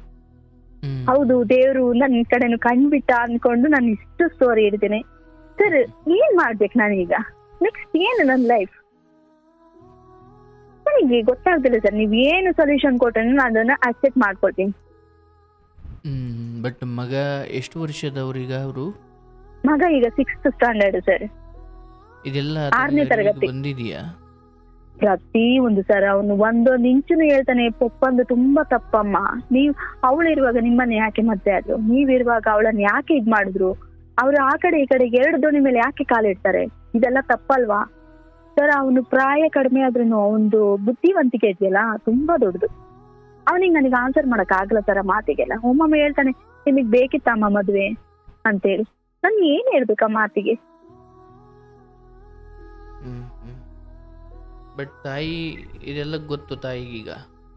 ತಾಯಿಗೆ ಇತ್ತೀಚೆಗೆ ಸರ್ ನಾನು ಯಾವಾಗ ಕಂಪ್ಲೇಂಟು ಅದು ಇದೆಲ್ಲ ಮಾಡ್ಲಿಕ್ಕೆ ಸ್ಟಾರ್ಟ್ ಮಾಡಿದೆ ಯಾವಾಗ ಹೇಳ್ಬಿಟ್ಟೆ ಸರ್ ನನಗೆ ಈ ತರ ಪರಿಸ್ಥಿತಿ. ಆದ್ರೆ ನಿನಗೆ ಹೇಳಿದ ಮಾತು ನನಗ್ ಬರ್ಬಾರ್ದು ಅನ್ಕೊಂಡಿದ್ದೀನಮ್ಮ ಅಂತ.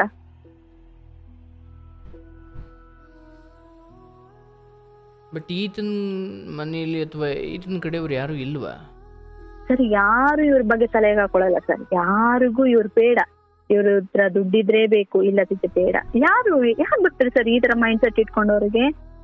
ಇಲ್ಲೊಂದು ಅಲ್ಲೊಂದು ಅಲ್ಲೊಂದು ಇಲ್ಲೊಂದು. ಮೊನ್ನೆ ಒಂದು ವಿಡಿಯೋ ಕೇಳಿದೆ, ಮಗ ಅಪ್ಪನ ಬಗ್ಗೆ ಹೇಳಿದ್ದು, ನಮಗೆ ಊಟಕ್ಕೂ ಕಷ್ಟ ಆಗುತ್ತೆ ಸರ್, ಓದೋ ದೂರೆಲ್ಲ ನನ್ನ ಅಪ್ಪನಿಗೆ ಒಬ್ಬೊಬ್ರು ಸಿಗ್ತಾರೆ ಅಂತ ಹೇಳಿ. ಆತರ ಪರಿಸ್ಥಿತಿ. ನಾವು ಬೇಕು ಅಂದ್ರೂ ಒಬ್ರ ಜೊತೆ ನಮ್ಗೆ ಫ್ರೆಂಡ್ಶಿಪ್ ಮಾಡೋಣ ಅಂತ ಸಿಗಲ್ಲ ಸರ್. ಇವ್ರಿಗೆ ಎಷ್ಟು ಈಸಿಯಾಗಿ ಸಿಗ್ತಾರೆ ಗೊತ್ತಾ? ಹಂಗ ಸಿಕ್ಕರೆ ನಿನ್ ಬದುಕನ್ನು ನೀನೇ ಹಾಳು ಮಾಡ್ಕೊಳ್ತೀಯವ್ವ. ಇಲ್ಲ ಸರ್, ನಾನು ಆತರ ಹೇಳ್ತಿಲ್ಲ ಸರ್. ನಾನು ಆತರ ಮಾಡೋದ ಹೌದೌದು, ನಾನು ಆತರ ಹೇಳ್ತಾ ಇಲ್ಲ. ಬಟ್ ನಾವು ನಾನು ಇಷ್ಟೆಲ್ಲ ತ್ಯಾಗ ಮಾಡ್ಕೊಂಡು ಆಕ್ಚುಲಿ ನನ್ ಮನ್ಸಲ್ಲಿ ಅದ್ ನಾನು ತ್ಯಾಗ ಅನ್ಕೊಂಡಿದೀನಿ. ಬಟ್ ಏನಂತ ನನಗೆ ಗೊತ್ತಿಲ್ಲ.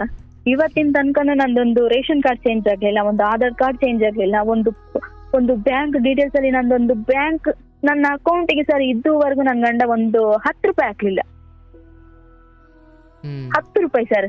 ಯಾಕೆಂತಂದ್ರೆ ನಮ್ದು ಈಗ ರಿಲೇಶನ್ಶಿಪ್ ಅಲ್ಲಿ ಆಕ್ಚುಲಿ ನನಗೆ ಸೇಫ್ಟಿಗೆ ಬೇಕು ಆಯ್ತಾ. ನಾಳೆ ದಿನ ನನ್ ಮಗ ಸರ್ ಎಲ್ರು ಇದೇ ತರ ಇರ್ತಾರೆ ಅಂತ ಹೇಳಕ್ಕಾಗಲ್ಲ. ನಾಳೆ ದಿನ ಅವನಿಗೆ ಹೇಳ್ಕೊಡೋರು ಜಾಸ್ತಿ ಆಗ್ಬೋದು. ಅವನೇನಾದ್ರೂ ಮನ್ಸು ಚೇಂಜ್ ಮಾಡಿ ಅವ್ನ ನನ್ ಬಗ್ಗೆ ಮೋಹ ಬಿಟ್ರೆ ನಾನು ಬೀದಿ ಪಾಲಿ ಸರ್. ಹಂಗಿರ್ಬಾರ್ದು. ನಾನು ಅವಳನ್ನ ಪ್ರೀತಿಸಿ ಕರ್ಕೊಂಡ್ ಬಂದಿದ್ದೀನಿ, ನಾನು ಅವಳಿಗೆ ನಂಬಿಸಿ ಕರ್ಕೊಂಡ್ ಬಂದಿದ್ದೀನಿ ಅನ್ನೋ ಒಂದು ಕಾರಣಕ್ಕಾದ್ರೂ ಒಂದು 10 ರೂಪಾಯಿ ನನ್ನ ಅಕೌಂಟಿಗೆ ಹಾಕ್ಬೋದಿತ್ತಲ್ಲ ಸರ್. ಫ್ಯೂಚರ್ಗೆ ಆಗುತ್ತೆ ಸರ್. ದುಡಿತಾರೆ ದುಡಿಮೆಗೆ ಏನು ಬರಗಾಲ ಇಲ್ಲ ಸರ್. ದುಡಿತಾರೆ, ಇದ್ರಿಂದ ಅದಕ್ಕೆ ಹಾಕೊಳ್ಳೋದು, ಅದ್ರಿಂದ ಇದಕ್ಕೆ ಹಾಕೊಳ್ಳೋದು. ಆಸೆ ಡಬಲ್ ಆದ್ರೆ ಯಾರಿಗೆ ಸರ್? ಡಬಲ್ ಆದ್ರೆ ಒಂದು ಹೆಂಡತಿಗೊಂದು ನೆಮ್ಮದಿ ಇಲ್ಲ, ಮಗನಿಗೊಂದು ನೆಮ್ಮದಿ ಇಲ್ಲ. ಮಗು ಕೇಳ್ತಾನೆ ನಮ್ಮ ಅಪ್ಪನಿಗೆ ದುಡ್ಡಿನ ಆಸೆ ಜಾಸ್ತಿ ಆಯ್ತಮ್ಮ, ನಮ್ಮಿಬ್ರ ಮೇಲೆ ಪ್ರೀತಿ ಕಮ್ಮಿ ಆಯ್ತು ಅಂತ. ನಾನು ಏನ್ ಆನ್ಸರ್ ಮಾಡ್ಬೇಕು? ಬಟ್ ನಿಮಗೆ ಎಷ್ಟು ವರ್ಷನವ್ವ? ನನಗೀಗ 35 ಸರ್, ರನ್ನಿಂಗ್.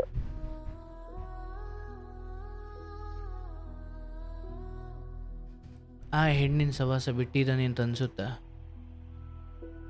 ಆಕ್ಚುಲಿ ಅವರು ವರ್ತನೆಗಳನ್ನೆಲ್ಲ ನೋಡಿದ್ರೆ ಒಮ್ಮೆ ಅನ್ಸುತ್ತೆ ಅವಳು ಬಿಟ್ಟಿದ್ದಾರೆ ಅಂತ, ಒಂದೊಂದ್ಸಲ ಅನ್ಸುತ್ತೆ ಬಿಟ್ಟಿಲ್ಲ ಅಂತ. ಅವ್ಳ ನಂಬರ್ ಬ್ಲಾಕ್ ಮಾಡ್ಬಿಟ್ಲು ಸರ್. ಅವಳು ಜಾಣೆ ಇದ್ದಾಳೆ, ನಂಬರ್ ಬ್ಲಾಕ್ ಮಾಡ್ಬಿಟ್ಲು. ನನ್ನ ನಂಬರ್ ಬ್ಲಾಕ್ ಮಾಡಿದ್ಲು, ಅವ್ರ ನಂಬರ್ ಬ್ಲಾಕ್ ಮಾಡಿದ್ಲು. ನಾನು ಕಂಪ್ಲೇಂಟ್ ಮಾಡಿದ್ನಲ್ಲ ಹ್ಯೂಮನ್ ರೈಟ್ಸ್ ಅಲ್ಲಿ, ಅದಾಗಿದ್ದು 2 ದಿನದಲ್ಲೇ ಅವ್ರ ನಂಬರ್ನ ಕಂಪ್ಲೀಟ್ ಆಗಿ ಬ್ಲಾಕ್ ಮಾಡಿದ್ಲು, ನಂದನ್ನು ಬ್ಲಾಕ್ ಮಾಡಿದಾಳೆ. ಅವರು ಮೊಬೈಲ್ ಅನ್ನು ನಾನು ಚೆಕ್ ಎಲ್ಲ ಮಾಡಿದೆ, ಕಾಲ್ ಎಲ್ಲ ತೆಗೆದು ನೋಡಿದೆ, ಕಾಂಟ್ಯಾಕ್ಟ್ ಎಲ್ಲ ತೆಗೆದು ನೋಡಿದೆ, ಗೂಗಲ್ ಇಂದಾನೇ ಡಿಲೀಟ್ ಆಗ್ಬಿಟ್ಟಿದೆ. ಅವ್ರ ಮೊಬೈಲ್ ಅಲ್ಲಿ ಏನಿಲ್ಲ. 2 ಮೊಬೈಲ್ ಯೂಸ್ ಮಾಡ್ತಾರೆ, 2ರಲ್ಲೂ ಚೆಕ್ ಮಾಡಿ ನೋಡಿದೆ. ಆಕ್ಚುಲಿ ನನ್ ಗಂಡನಿಗೆ ಅಷ್ಟೆಲ್ಲ ಗೊತ್ತಾಗಲ್ಲ, ಈ ತರ ಮೊಬೈಲ್ ಅಲ್ಲಿ ಈ ತರ ನಂಬರ್ಸ್ ಎಲ್ಲ ಸೇವ್ ಮಾಡೋದು, ಡಿಲೀಟ್ ಮಾಡೋದು ಅಷ್ಟೆಲ್ಲ ಗೊತ್ತಾಗಲ್ಲ. ಆದ್ರೂ ಮಾತ್ರ ತುಂಬಾ ಚಾಣಾಕ್ಷ ಅನ್ನೋದ್ಕಿಂತ ಚಾಣಾಕ್ಷ. ಹೇಗಿರ್ಬೇಕು ಪಟ್ಟನಂಗ್ ಮಾತಾಡ್ತಾರೆ ಸರ್. 10ನೇ ಕ್ಲಾಸ್ ಮಾತ್ರ ಅಂದ್ರೆ ಹೊಡಿಯೋದು ಅದು ಇದು ಮೊದ್ಲಿಗಿಂತ ಇಲ್ಲ ಸರ್, ಅದೇನಿಲ್ಲ. ಅವ್ರಿಗೆ ಗೊತ್ತಾಯ್ತು ನಾನು ಏನಾದ್ರು ಸರ್. ನಾನು ಇವತ್ತು ಹೇಳ್ತಾ ಇದೀನಿ ಓಪನ್ ಆಗಿ, ಅವ್ರು ನನ್ ಮೇಲೆ ಒಂದು ಕೈ ಮಾಡಿದ್ರೆ ನಾನು ತೀರಾ ಬಿಟ್ಟು ಹೋಗ್ಬೇಕು ಅಂತ ಕಾಯ್ತಾ ಇದೀನಿ. ಬಟ್ ಅವ್ರು ಮಾಡ್ತಾ ಇಲ್ಲ. ಬೇಡ, ನನಗೆ ಸಾಕಾಗ್ಬಿಟ್ಟಿದೆ ಸರ್. ಇವ್ರ ಲೈಫ್ ಲಾಂಗ್ ಇವ್ರನ್ನ ಚೇಂಜ್ ಮಾಡ್ಕೊಂಡೇ ಬರೋದಾದ್ರೆ ನಾನು ಯಾವತ್ತು ಚೆನ್ನಾಗಿರೋದು? ನನ್ ಮಗನಿಗೂ ಒಂದ್ ಲೈಫ್ ಬೇಕು ಸರ್. ಅವನು ನನ್ನನ್ನು ನಂಬಿದಾನೆ. ಅವನು ಏನ್ ಹೇಳ್ಬೇಕು, ಅವನ ಮುಂದೆ ನನಗೆ ಹೇಳಕ್ ಆಗಲ್ಲ ಸರ್.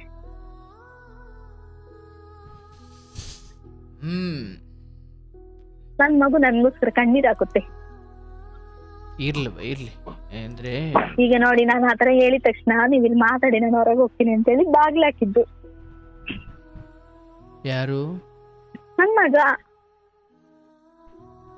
ನನ್ ಗಂಡ ಫೀಲ್ಡ್ ಹೋಗಿದ್ದಾರೆ. ಫೀಲ್ಡ್ ಇನ್ನ ಬರೋದು ಶುಕ್ರವಾರ. ಅದಕ್ಕೆ ನಾನು ಇವತ್ತು ಕಾಲ್ ಕನೆಕ್ಟ್ ಆಗ್ಲಪ್ಪ ಅಂತೇಳಿ ಟ್ರೈ ಮಾಡಿದೆ. ಎಷ್ಟು ಸಲ ಟ್ರೈ ಮಾಡಿ ಕೊಟ್ಟಾಗತ್ತ. ಅವ್ನು ಕೂಡ ಅಮ್ಮ ಮಾತಾಡಿ, ನಿಮ್ ಗುರೂಜಿ ಜೊತೆ ಒಂದ್ಸಲ ಮಾತಾಡಮ್ಮ, ಇಲ್ಲ ಅಂದ್ರೆ ಗುರೂಜಿನ ಮೀಟ್ ಮಾಡೋಣಮ್ಮ ಅಂತಾನೆ.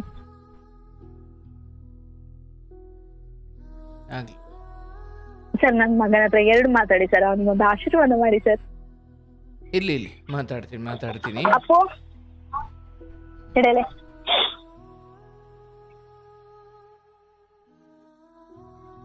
ಮತ್ತೆ ಸರ್ ಹೇಳಿ ಸರ್, ನನಗೆ ಏನ್ ಮಾಡ್ಬೇಕು?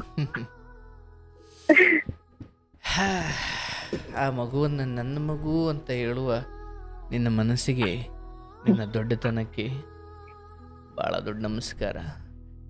ನೋಡುವ ಸರ್ ಒಂದೇ ಒಂದ್ ನಿಮಿಷ ನನ್ನ ಮಗನ ಹತ್ರ ಮಾತಾಡಿ ಸರ್.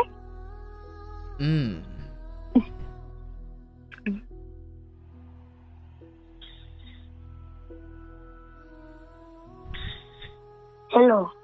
ನಮಸ್ತೆ ಪಾಪು, ಹೇಗಿದ್ದೀಯಪ್ಪ? ನಾನ್ ತಂದೆ ಇದ್ದೀನಿ ಸರ್, ನೀವ್ ಹೇಗಿದ್ದೀರಾ? ಓ ಚೆನ್ನಾಗಿದ್ದೀನಿ. ಊಟ ಮಾಡ್ದ? ಇಲ್ಲ ಸರ್, ಇವಾಗ ಆಗ್ಬೇಕು. ನಿಮ್ಮ ಕಾಲ್ ಟ್ರೈ ಮಾಡ್ತಿದ್ವಿ ನಾವು ತುಂಬಾ ಹೊತ್ತಿಂದ. ಓ ಅಮ್ಮನಿಗೆ ನೀವೇ ನಮ್ಮಮ್ಮ ಕೆಲವೊಮ್ಮೆ ಹೇಳ್ತೆ, ನಿಮ್ ಇದು ಅಂದ್ರೆ ಏನ್ ಹೇಳ್ತಾರ ಪ್ರೋಗ್ರಾಮ್ ಇರ್ಲಿಲ್ಲ ಅಂದ್ರೆ ಸತ್ಯವಾಗ್ಲೂ ನಮ್ಮಮ್ಮನಿಗಂತೂ ಹುಚ್ಚಿಡ್ತಿತ್ತು. ಅದಂತೂ ಸತ್ಯನೇ. ಓ ಪಾಪ. ಹಾಗೆ ಬೇಜಾರಾದ್ರೆ ಖುಷಿ ಆದ್ರೆ ಎಲ್ಲ ನಿಮ್ ವಿಡಿಯೋಸ್ ಎಲ್ಲ ನೋಡ್ತಾರೆ. ನಿಮ್ ವಿಡಿಯೋಸ್ ನೋಡಿ ಅವರಮ್ಮ ಒಂದು ಫೋನ್ಗೆ ಕಾಲ್ ಮಾಡಿ ಅವ್ರಿಗೆ ಸ್ವಲ್ಪ ಸ್ಟೋರಿ ಹೇಳ್ತಾರೆ, ಹೀಗೆಲ್ಲ ಉಂಟು ಹೀಗೆಲ್ಲ ಆಗ್ತಿದೆ ಅಂತ. ಹಂಗಾಗಿ ವಿಡಿಯೋ ಖುಷಿ ಇದೆ. ಬಹಳ ಸಂತೋಷ. ಎಷ್ಟು ಚೆನ್ನಾಗಿ ಮಾತಾಡ್ತೀಯೋ. ಎಷ್ಟನೇ ಕ್ಲಾಸು? 6ನೇ ಸರ್. 6ನೇ ಕ್ಲಾಸು. ಅಪ್ಪ ನಿನ್ನ ಯಾವಾಗಲೂ ಅಂದ್ರೆ ಚೆನ್ನಾಗಿ ಮಾತಾಡಿಸ್ತಾರ? ಇವಾಗ ಸ್ವಲ್ಪ ಸರಿಯಾಗಿದೆ ಸರ್. ಈಗ ಸ್ವಲ್ಪ ಪರವಾಗಿಲ್ವಾ? Sir. Very good, very good. ನಂಬಿಕೆ ಇದೆಯಾ ಒಳ್ಳೇದಾಗುತ್ತೆಲ್ಲ ಅಥವಾ ಸರಿ ಹೋಗುತ್ತೆಲ್ಲ ಅಂತ? Yes sir. ಎಷ್ಟು ಕಷ್ಟ ಮಾಡಿದೀವಿ, ಮತ್ತೆ ಏನ್ ಮಾಡ್ಬೇಕು ಸರ್? ಆಗ್ಲೇಬೇಕಲ್ಲ ಸರ್. ಸರಿ. ಏನಪ್ಪು? ಏನ್ ಪಾಪು? ಅದು ಇನ್ನೂ ಎಷ್ಟು ಟ್ರೈ ಮಾಡಿದೀವಿ ನಾವು, ಅದು ಸರಿ ಆಗ್ಲೇಬೇಕಲ್ಲ ಅಂತ. ಖಂಡಿತ ಖಂಡಿತ ಆಗುತ್ತೆ. ಅದ್ರ ಬಗ್ಗೆ ಏನು ದುಃಖ ಬೇಡ, ಆಗುತ್ತೆ. ಅಂದರೆ ಸ್ವಲ್ಪ ಸಮಯ ತಗೊಳ್ಬೋದು. ನೋಡಪ್ಪ, ಎಲ್ಲ ಒಂದು ಹಂತಕ್ಕೆ ಯಾವ್ದು ಸರಿ ಯಾವ್ದು ತಪ್ಪು ನೋಡು ಮಗು. ನೀನು ಚಿಕ್ಕ ಮಗುವಾಗಿ ಎಷ್ಟು ಚೆನ್ನಾಗೆಲ್ಲ ಅರ್ಥ ಮಾಡ್ಕೊಂಡು ಬದುಕ್ತೀಯ. ದೊಡ್ಡವರು ಒಂದು ಮಾತ್ರಕ್ಕೆ ಎಲ್ಲರಿಗೂ ಬುದ್ಧಿ ಇರುತ್ತೆ ಅಂತ ಏನಿಲ್ಲ. ಕೆಲವೊಮ್ಮೆ ಮನುಷ್ಯ ಆಸೆಗೆ ಬಿದ್ದುಬಿಟ್ರೆ ಎಂಥ ದೊಡ್ಡ ದೊಡ್ಡ ಮನುಷ್ಯರು ಕೂಡ ಎಡವಟ್ಟು ಮಾಡ್ತಾರೆ. ಅವಾಗ ಎಷ್ಟೋ ದೂರ ಹೋದ ಮೇಲೆ ಅನಿಸುತ್ತೆ, ಅಯ್ಯೋ ನಾನು ಇದನ್ನೆಲ್ಲ ಯಾವುದೋ ಯಾರೋ ಒಬ್ಬರ ಮೇಲಿನ ಆಸೆಗೋಸ್ಕರ ಮನೇಲಿರೋರಿಗೆಲ್ಲ ದುಃಖ ಕೊಟ್ಬಿಟ್ನಲ್ಲಪ್ಪ ಅಂತ ಮುಂದೆ ಯಾವತ್ತೂ ಅನಿಸುತ್ತೆ. ಅಂದರೆ ಅಂಥ ಸಮಯದವರೆಗೂ ಆ ತಾಯಿಯನ್ನು ನೀನು ಎಷ್ಟು ಚೆನ್ನಾಗಿ ಸಂಭಾಳಿಸ್ತೀಯ, ದೊಡ್ಡವನ ಥರ ಮಾತಾಡ್ತೀಯ. ಭಾಳ ಖುಷಿ ಆಯ್ತಪ್ಪ. ಖಂಡಿತ ನಿನ್ನ ತಂದೆ ಅಥವಾ ಇದೆಲ್ಲ ಸರಿ ಹೋಗುತ್ತೆ. ಬಟ್ ಏನಂದರೆ ತಾಯಿ ನಿನ್ನನ್ನು ಮಗನ ಥರ ಎಷ್ಟು ಪ್ರೀತಿಯಿಂದ ಸಲಹುತ್ತಾಳೆ, ಅವಳ ದುಃಖವನ್ನು ನುಂಗಿ ಬದುಕ್ತಾ ಇದ್ದಾಳೆ. ಭಾಳ ಖುಷಿಯಾಯಿತು. ಚೆನ್ನಾಗಿ ಓದು. ಬಟ್ ಅವರು ಎಲ್ಲ ಹೇಳ್ಕೊಳ್ತಾರ ನಿನ್ನ ಹತ್ರ ಅಥವಾ ಅಷ್ಟೇನು ನಿನ್ನ ಹತ್ರ ಏನು ಹೇಳ್ಕೊಳ್ಳಲ್ವ ಅಮ್ಮ? ಎಲ್ಲ ಹೇಳ್ಕೊಳ್ತಾರ. ಒಂದು ವಿಷಯ ಮುಚ್ಚಿರಲ್ಲ. ನಾನು ಮುಂಚೆ ನೆಂದಿದ್ದೆ, ಏನಾದ್ರು ಹೇಳಕ್ಕಿದ್ರೆ ಹೇಳಿ ಪರವಾಗಿಲ್ಲ ಅಂತ. ನೀನೇ ಮತ್ತೆ ಅವಾಗಿಂದ ಏನಾದ್ರು ಅಪ್ಪನ ಬಗ್ಗೆ ಏನಾದ್ರು ಪ್ರಾಬ್ಲಮ್ ಇದ್ರೆ ಫಸ್ಟ್ ಅವತ್ ನಾನು ಹೇಳ್ದಲ್ವಾ, ಅದಕ್ಕಿಂತ ಮುಂಚೆನೇ ಇವ್ರಿಗೆ ಗೊತ್ತಿತ್ತು ಈ ತರ ಇದೆ ಅಂತ ಅಪ್ಪನ್ಗೆ. ಆದ್ಮೇಲೆ ನಾನ್ ಸ್ವಲ್ಪ ಡೀಟೇಲ್ಸ್ ಕೊಟ್ಟೆ ಅಲ್ವಾ ಮಾತಾಡ್ತಾ. ಅವತ್ತು ಅವ್ರು ಸರಿ ಮಾತಾಡ್ತಿರ್ಲಿಲ್ಲ ಅಂದ್ರೆ ಇವ್ರಿಗೆ ಅರ್ಧ ವರ್ಷ ಡೀಟೇಲ್ಸ್ ಸಿಗ್ತಾನೆ ಇರ್ಲಿಲ್ಲ. ನಾನ್ ಹೇಳ್ತಿರ್ಲಿಲ್ಲ, ಕೇಳ್ತಿರ್ಲಿಲ್ಲ. ಅದರಿಂದ ಎಲ್ಲ ವಿಷಯ ಹೇಳಿದ್ರು ಒಳ್ಳೇದಾಯ್ತು. ಹೌದು ಹೌದು ಹೌದು ಹೌದು. ನಿನ್ನ ತಾಯಿ ಜೊತೆ ಇದ್ದೇ ಇರ್ತೀಯ ನೀನು ಅಲ್ವಾ? ಇರಬೇಕು. ಭಾಳ ಖುಷಿ ನನಗನ್ಸುತ್ತಪ್ಪ. ನಿನ್ನ ಅರ್ಥ ಮಾಡ್ಕೊಳ್ಳೋ ಬುದ್ಧಿ ಇದೆಯಲ್ಲ, ಏನು ಅದ್ಭುತವಾಗಿ ಮಾತಾಡ್ತೀಯಪ್ಪ. ನಿನ್ನಂಥ ಮಗನ ಪಡೆದಿರೋದು ಆಕೆ ಪುಣ್ಯ, ಭಗವಂತನ ದಯೆ. ನಿನ್ನ ತಾಯಿನ ಚೆನ್ನಾಗಿ ನೋಡ್ಕೋ. ಹೌದು, ಇದೆಲ್ಲ ಇದ್ದಿದ್ದೆ. ನೀನು ಸುಮ್ಮನೆ ಅಮ್ಮ ಕಾರ್ಯಕ್ರಮ ಕೇಳಬೇಕಾದ್ರೆ 1-2 ಕತೆ ಕೇಳಿ ನೋಡು. ನಿನ್ನ ತಾಯಿ ಮಾತ್ರ ಅಲ್ಲ, ಲೋಕದಲ್ಲಿ ಇಂಥ ಎಷ್ಟು ಹೆಣ್ಣು ಮಕ್ಕಳು ಒದ್ದಾಡ್ತಿದ್ದಾರೆ ಈ ಕಾರಣಕ್ಕೆ. ನಾನು ನಮ್ಮ ಕೆಲವೊಮ್ಮೆ ಹೇಳ್ತಾರೆ, ಇದು ನೋಡು ನಂತರನೇ ಸ್ಟೋರಿ ಇದೆ ಅಲ್ವಾ ಅಂತ. ಕೆಲವೊಮ್ಮೆ ನಾನು ನೋಡಿ ಅಮ್ಮ ಇದು ಎಂತದಿದ್ದ ಸ್ಟೋರಿ ಅಲ್ವಾ ಅಂತ. ಕೆಲವೊಂದು ಸ್ಟೋರಿ ನಮ್ಮ ಅಪ್ಪನ ಮತ್ತೆ ಅಮ್ಮನ ತರ ಲಿಂಕ್ ಆಗುತ್ತೆ. ನಿಜ ನಿಜ ನಿಜ. ಅಲ್ಲೆಲ್ಲ ಹೀಗೆ ಎಷ್ಟೋ ಹೆಣ್ಣು ಮಕ್ಕಳು ಗಂಡನ ಸರಿ ಹೋಗಲಿ ಅಂತ ಕಾಯ್ತಾ ತಮ್ಮ ಇಡೀ ಜೀವನನೇ ಕಳೆದು ಬಿಡ್ತಾರೆ. ಅದು ಅವ್ರ ದೊಡ್ಡತನ. ಅದೇ ಗಂಡು ಮಕ್ಕಳು ನೋಡು, ಏನೋ ಒಂಚೂರು ಆದರೆ ನನಗೆ ಇವಳು ಬೇಡ ಅಂತ ಅಂದ್ಬಿಡ್ತಾರೆ. ಅದೇ ಹೆಣ್ಮಕ್ಳು ಇಲ್ಲ ಸರಿ ಹೋಗ್ತಾನೆ ಸರಿ ಹೋಗ್ತಾನೆ ಸರಿ ಹೋಗ್ತಾನೆ ಎಷ್ಟು ಸಮಾಧಾನವಾಗಿ ಕಾಯ್ತಾ ಇದ್ದಾರೆ ನಿನ್ನ ತಾಯಿ. ಆಗುತ್ತಪ್ಪ, ನನ್ನ ಪ್ರಕಾರ ನೀನು ಬಾಯಾರೆ ಹೇಳ್ದಲ್ಲಪ್ಪ, ಮೊದಲಿಗಿಂತ ಈಗ ಸ್ವಲ್ಪ ಸುಧಾರಿಸಿದೆ, ಹೌದಲ್ಲಪ್ಪ? ಹೌದು ಸರ್, ಸ್ವಲ್ಪ ಸ್ವಲ್ಪ ಇದು ಮರ್ತು ಬಿಟ್ಟಿದ್ದಾರೆ. ಆಗುತ್ತೆ, ಏನ್ ತೊಂದರೆ ಇಲ್ಲ. ಅಂದ್ರೆ ಒಂದು ಕಂಪನಿ ಸೇರಿದ್ರು ಅವರು. ಏನಪ್ಪ? ಒಂದು ಕಂಪನಿ ಸೇರಿದ್ರು. ಓಕೆ. ಆ ಕಂಪನಿಗೆ ಸೇರಕ್ಕೆ ನಮ್ಮಮ್ಮನೇ ಹೇಳಿದ್ದು, ಯಾಕಂದ್ರೆ ಅದರಿಂದ ಸ್ವಲ್ಪ ಮೈಂಡ್ ಚೇಂಜ್ ಆಗಿಲ್ಲ ಅಂತ. ಓಕೆ. ಅದರಿಂದ ಮೈಂಡ್ ಸ್ವಲ್ಪ ಕಂಪನಿ ಚೇಂಜ್ ಆಗಿದೆ. ಓಹೋ, ಹೌದಾ? Super super. ನೋಡಿ, ಅದೇ ಅಂದರೆ ಈ ಬಿಡುವಿರೋ ಮನಸ್ಸಿದೆಯಲ್ಲ, ಬಿಡುವಿರೋ ಮನುಷ್ಯ ಏನೇನೋ ಯೋಚನೆ ಮಾಡ್ತಾನೆ. ಸ್ವಲ್ಪ ಒಂದು ಕೆಲಸ ಅದು ಇದು ಅಂತ ಬ್ಯುಸಿ ಆದರೆ ಒಂಚೂರು ಏನೋ ಕೆಟ್ಟ ವಿಚಾರಗಳು ಬರೋದು ತಪ್ಪುತ್ತೆ ಅಂತ. ಈಗ ನೀನು ಅದೇ ಹೋಮ್ವರ್ಕ್ ಮಾಡಬೇಕಾದ್ರೆ ಎಲ್ಲ ಶಾಲೆಯಲ್ಲಿ ಇರಬೇಕಾದ್ರೆ ಬೇರೆ ಏನೂ ಯೋಚನೆ ಮಾಡ್ಲಿಕ್ಕೆ ಸಾಧ್ಯ ಇಲ್ಲ. ಅದೇ ಬಿಡುವಾಗಿದ್ದಾಗ ಏನೇನೋ ತಲೆಗೆ ಯೋಚನೆ ಬರ್ತವೆ. ಹಾಗೆ ಈತನಿಗೂ ಒಂದು ದಾರಿ ಬರುತ್ತೆ, ಏನೋ ಒಂದು ಒಳ್ಳೆಯದಾಗುತ್ತೆ. ಬಟ್ ನಾನು ಹೇಳೋದಪ್ಪ, ನಿನಗೆ ಹೇಳೋದು, ನಿನ್ನ ಎಷ್ಟು ಚೆನ್ನಾಗಿ ನೀನು ಪ್ರಬುದ್ಧನಾಗಿದ್ದೀಯ, ಚೆನ್ನಾಗಿ ತಿಳಿದು ಮಾತಾಡ್ತೀಯ. ನಿನ್ನ ತಾಯಿನ ಚೆನ್ನಾಗಿ ನೋಡ್ಕೋ, ಯಾರ ಸವಾಸಕ್ಕೂ ಹೋಗಬೇಡ, ಒಳ್ಳೆ ರೀತಿಯಲ್ಲಿ ಚೆನ್ನಾಗಿ ಓದು, ನಿನ್ನ ಕೈಲಾದಷ್ಟು ತಾಯಿಗೆ ಚಿಕ್ಕ ಪುಟ್ಟ ಸಹಾಯಗಳು ಮಾಡು. ಅದ್ರ ಹೊರತಾಗಿ ತಾಯಿಗೆ ನೀನು, ನಿನಗೆ ತಾಯಿ, ಬದುಕು ಮುಂದೆ ಒಳ್ಳೇದಾಗುತ್ತೆ, ಏನು ಹೀಗೇ ಇರಲ್ಲ. ಕೆಲವೊಮ್ಮೆ ನಾನು ಹೇಳ್ತೀನಿ, ಈ ತರ ಇದ್ರೆ ನಂಗೆ ಮದ್ವೆ ಬೇಡ ಅಂತ. ನಮ್ಮಮ್ಮನ ಹೇಳ್ತಾರೆ, ಇದು ನೀನಂತೂ ಆ ತರ ಬುದ್ಧಿ ಕಲಿಬೇಡ, ಅಥವಾ ಆ ತರ ಬುದ್ಧಿ ತರ ನಡ್ಸ್ಕೊಂಡ್ಬೇಡ ಅಂತ. ಸತ್ಯ ಸತ್ಯ. ಅಂದರೆ ನೋಡಪ್ಪ, ನಿನ್ನ ತಾಯಿ ಎಷ್ಟು ದುಃಖ ಪಡ್ತಿದ್ದಾರಲ್ಲ. ಅಂದರೆ ಒಬ್ಬ ಗಂಡಸು ತನ್ನ ಸುಖವನ್ನು ಹುಡುಕೊಂಡು ಆ ಕಡೆ ಈ ಕಡೆ ಎಲ್ಲ ಹೋದ್ರೆ ಮತ್ತು ಮದುವೆಗೆ ಏನು ಅರ್ಥ ಇದೆ, ಹೌದಲ್ಲಪ್ಪ? ಅದಕ್ಕಿಂತ ಚಂದ ಮದುವೆ ಮಾಡಿದ್ರೆ ಹಂಗೇನು ಬಿಡುತ್ತೆ. ಅದೇ ಬಿಡೋದು ಅಂತ ಅಲ್ಲಪ್ಪ, ಹೌದು ನೀನು ಹೇಳೋದಂಗೆ ಅನಿಸುತ್ತೆ ಕೆಲವೊಮ್ಮೆ ಇದನ್ನೆಲ್ಲ ನೋಡಿದಾಗ, ಮತ್ತೆ ಯಾಕೆ ಮದುವೆ ಆಗಬೇಕು ಅಂತ. ಬಟ್ ಏನಂದರೆ ತಟ್ಟೆಗೆ, ಅಂದ್ರೆ ನಿನ್ನ ತಟ್ಟೆಗೆ ಬಂದ ಅನ್ನ, ನಿನ್ನ ಪಾಲಿಗೆ ಬಂದ ಹೆಣ್ಣು, ನಿನ್ನ ಪಾಲಿಗೆ ಬಂದ ಬದುಕು ನನ್ನ ಪಾಲಿಗೆ ಬಂದದ್ದು ಅಂತ ಅದ್ರಲ್ಲಿ ತೃಪ್ತಿ ಪಡ್ಬೇಕು, ಹೌದಲ್ಲಪ್ಪ? ಬೇರೆಯವ್ರ ತಟ್ಟೆಯಲ್ಲಿ ಏನೋ ಅದ್ಭುತವಾದ ಊಟ ಇರ್ಬೋದು, ನಿನ್ನ ತಟ್ಟೆಯಲ್ಲಿ ಬರೀ ಅಂಬ್ಲಿನೇ ಇದೆ ಅಂದುಕೋ. ಈ ದಿನಕ್ಕೆ ಭಗವಂತ ಅಷ್ಟೇ ಕೊಟ್ಟಿದ್ದಾನೆ, ತೃಪ್ತಿ ಇರಬೇಕು. ಕೆಲವೊಮ್ಮೆ ನನ್ನ ಅಮ್ಮನ ಹತ್ರ ಹೇಳ್ತೀನಿ, ಏನ್ ಬರ್ದಿದೆ ಅದೇ ಆಗುತ್ತೆ ಅಂತ. ಕೆಲವೊಮ್ಮೆ ನನ್ನಮ್ಮ ಎಕ್ಸಾಂಪಲ್ ಇದು, ಕೆಲವೊಮ್ಮೆ ನಿಮ್ಮ ಅಮ್ಮ ಹೇಳ್ತಾರೆ, ಇದು ಕತ್ಲಲ್ಲಿ ಜಾಸ್ತಿ ಓಡಾಡ್ಬೇಡ, ಲೈಟ್ ಇಲ್ದೆ ಅಂತ. ಆದ್ರೆ ನಾನು ಕೆಲವೊಮ್ಮೆ ಹೇಳ್ತೀನಿ, ಅದು ಬರ್ದಿದ್ರೆ ಏನಾದ್ರು ಹಾವು ಬರ್ನಿಸ್ತೆ, ಇಲ್ಲಂದ್ರೆ ಇಲ್ಲ ಅಂತ. ಅಂದ್ರೆ ಇವಾಗ ಬರ್ದಿದೆ ಅಂದ್ರೆ ಅದು ಆಗ್ಲೇಬೇಕು, ಅದು ಅವತ್ತಾಗಿಲ್ಲ ಅಂದ್ರೆ ಇನ್ನೊಂದ್ ಸರ್ತಿ ಆಗುತ್ತೆ, ಆದ್ರೆ ಅದು ಆಗದೇ ಬಿಡುದಿಲ್ಲ. ಹೌದು ಹೌದು, ನೀನು ಹೇಳಿದ್ದು ಹೌದು. ಹಣೆ ಬರದಲ್ಲಿ ಇದೆ ಅಂದರೆ ಅದು ಆಗಬೇಕು, ಹೌದು. ಆದರೆ ಮಗು, ಇಲ್ಲೊಂದು ವಿಚಾರ ಇದೆ, ಅರ್ಥ ಮಾಡ್ಕೋ. ಅದಾಗುತ್ತೆ, ಹೌದು, ಅದಿದ್ದರೆ ಅದಾಗಲೇಬೇಕು. ಆದರೆ ಮನುಷ್ಯ ಪ್ರಯತ್ನ, ಎಲ್ರಿಗೂ ಬಾಳಬೇಕು, ಬದುಕಬೇಕು ಅಂತ ಆಸೆ ಇದ್ದೇ ಇದೆ, ಹೌದಲ್ಲಪ್ಪ? ಈಗ ಆಸ್ಪತ್ರೆಗೆ ಹೋದವನು ನಾನು ಡಾಕ್ಟರ್ ಹತ್ರ ತೋರಿಸ್ಕೊಂಡು ಮಾತ್ರೆ ತಗೊಂಡು ಒಳ್ಳೆ ರೀತಿಯಲ್ಲಿ ಹುಷಾರಾಗಿ ಆಚೆ ಬರ್ತೀನಿ ಅನ್ನೋ ನಂಬಿಕೆಯಲ್ಲೇ ಹೋಯ್ತಾನೆ, ಹೌದಲ್ಲ? ಈಗ ಕಾಯಿಲೆ ಬಂದಾಗ, ಅಯ್ಯೋ ಸಾಯ್ದಿದ್ರೆ ಹೆಂಗೂ ಸಾಯ್ತೀನಿ, ನಾನು ಆಸ್ಪತ್ರೆಗೆ ಯಾಕೆ ಹೋಗು, ಬದುಕೋದಿದ್ರೆ ಇಲ್ಲೇ ಬದುಕ್ತೀನಿ, ಆಸ್ಪತ್ರೆಗೆ ಹೋದ್ರೆ ಮಾತ್ರ ಬದುಕೋದಾ? ಇಲ್ಲ, ಬದುಕೋದಾದ್ರೆ ಇಲ್ಲೇ ಇದ್ರೂ ಬದುಕ್ತೀನಿ, ಸಾಯೋದಿದ್ರೆ ಆಸ್ಪತ್ರೆಗೆ ಹೋದ್ರೂ ಸಾಯ್ತೀನಿ ಅಂದುಕೊಂಡು ಕಾಯಿಲೆ ಬಂದಾಗಲೆಲ್ಲ ಮನೇಲೇ ಇರಲಿಕ್ಕಾಗಲ್ಲ, ಆಸ್ಪತ್ರೆಗೆ ಹೋಗಲೇಬೇಕಾಗುತ್ತೆ. ಅಂದರೆ ಏನು ಕಷ್ಟ ಬರಲಿ, ಏನಿರಲಿ, ಹಣೆಯಲ್ಲಿ ಬರೆದಿರೋದು 1000 ಇರಲಿ, ನಮಗೆ ಗೊತ್ತಿಲ್ಲ. ಬಟ್ ನಮ್ಮನ್ನು ನಾವು ಉಳಿಸಿಕೊಳ್ಳೋಕೆ ಮನುಷ್ಯನಾಗಿ ಒಂದು ಪ್ರಯತ್ನ ಮಾಡಲೇಬೇಕು, ಹೌದಲ್ಲ? ಈಗ ಕತ್ಲೆಯಲ್ಲಿ ಹೋಗ್ಬೇಕಾದ್ರೆ ನೋಡಪ್ಪ, ಟಾರ್ಚ್ ಇಟ್ಕೊಂಡು ಹೋಗಯ್ಯ, ಬೆಳಕಿಟ್ಕೊಂಡು ಹೋಗಪ್ಪ, ಅಲ್ಲೊಂಚೂರು ಏನೋ ಒಂದು ಟಾರ್ಚೋ ಏನೋ ತಗೊಂಡು ಹೋಗಪ್ಪ. ಅಮ್ಮ, ಅಲ್ಲಿ ಯಾರೋ ಇದ್ರು ಸಾಯ್ಬೇಕು ಅಂತ ಇದ್ರೆ, ಅಥವಾ ಅಲ್ಲಿ ಏನೋ ಆಗಬೇಕು ಅಂತ ಇದ್ರೆ ಅದನ್ನ ಯಾರು ನಾನು ಹೇಳಿದ ಹಾಗೆ ಅಲ್ಲ.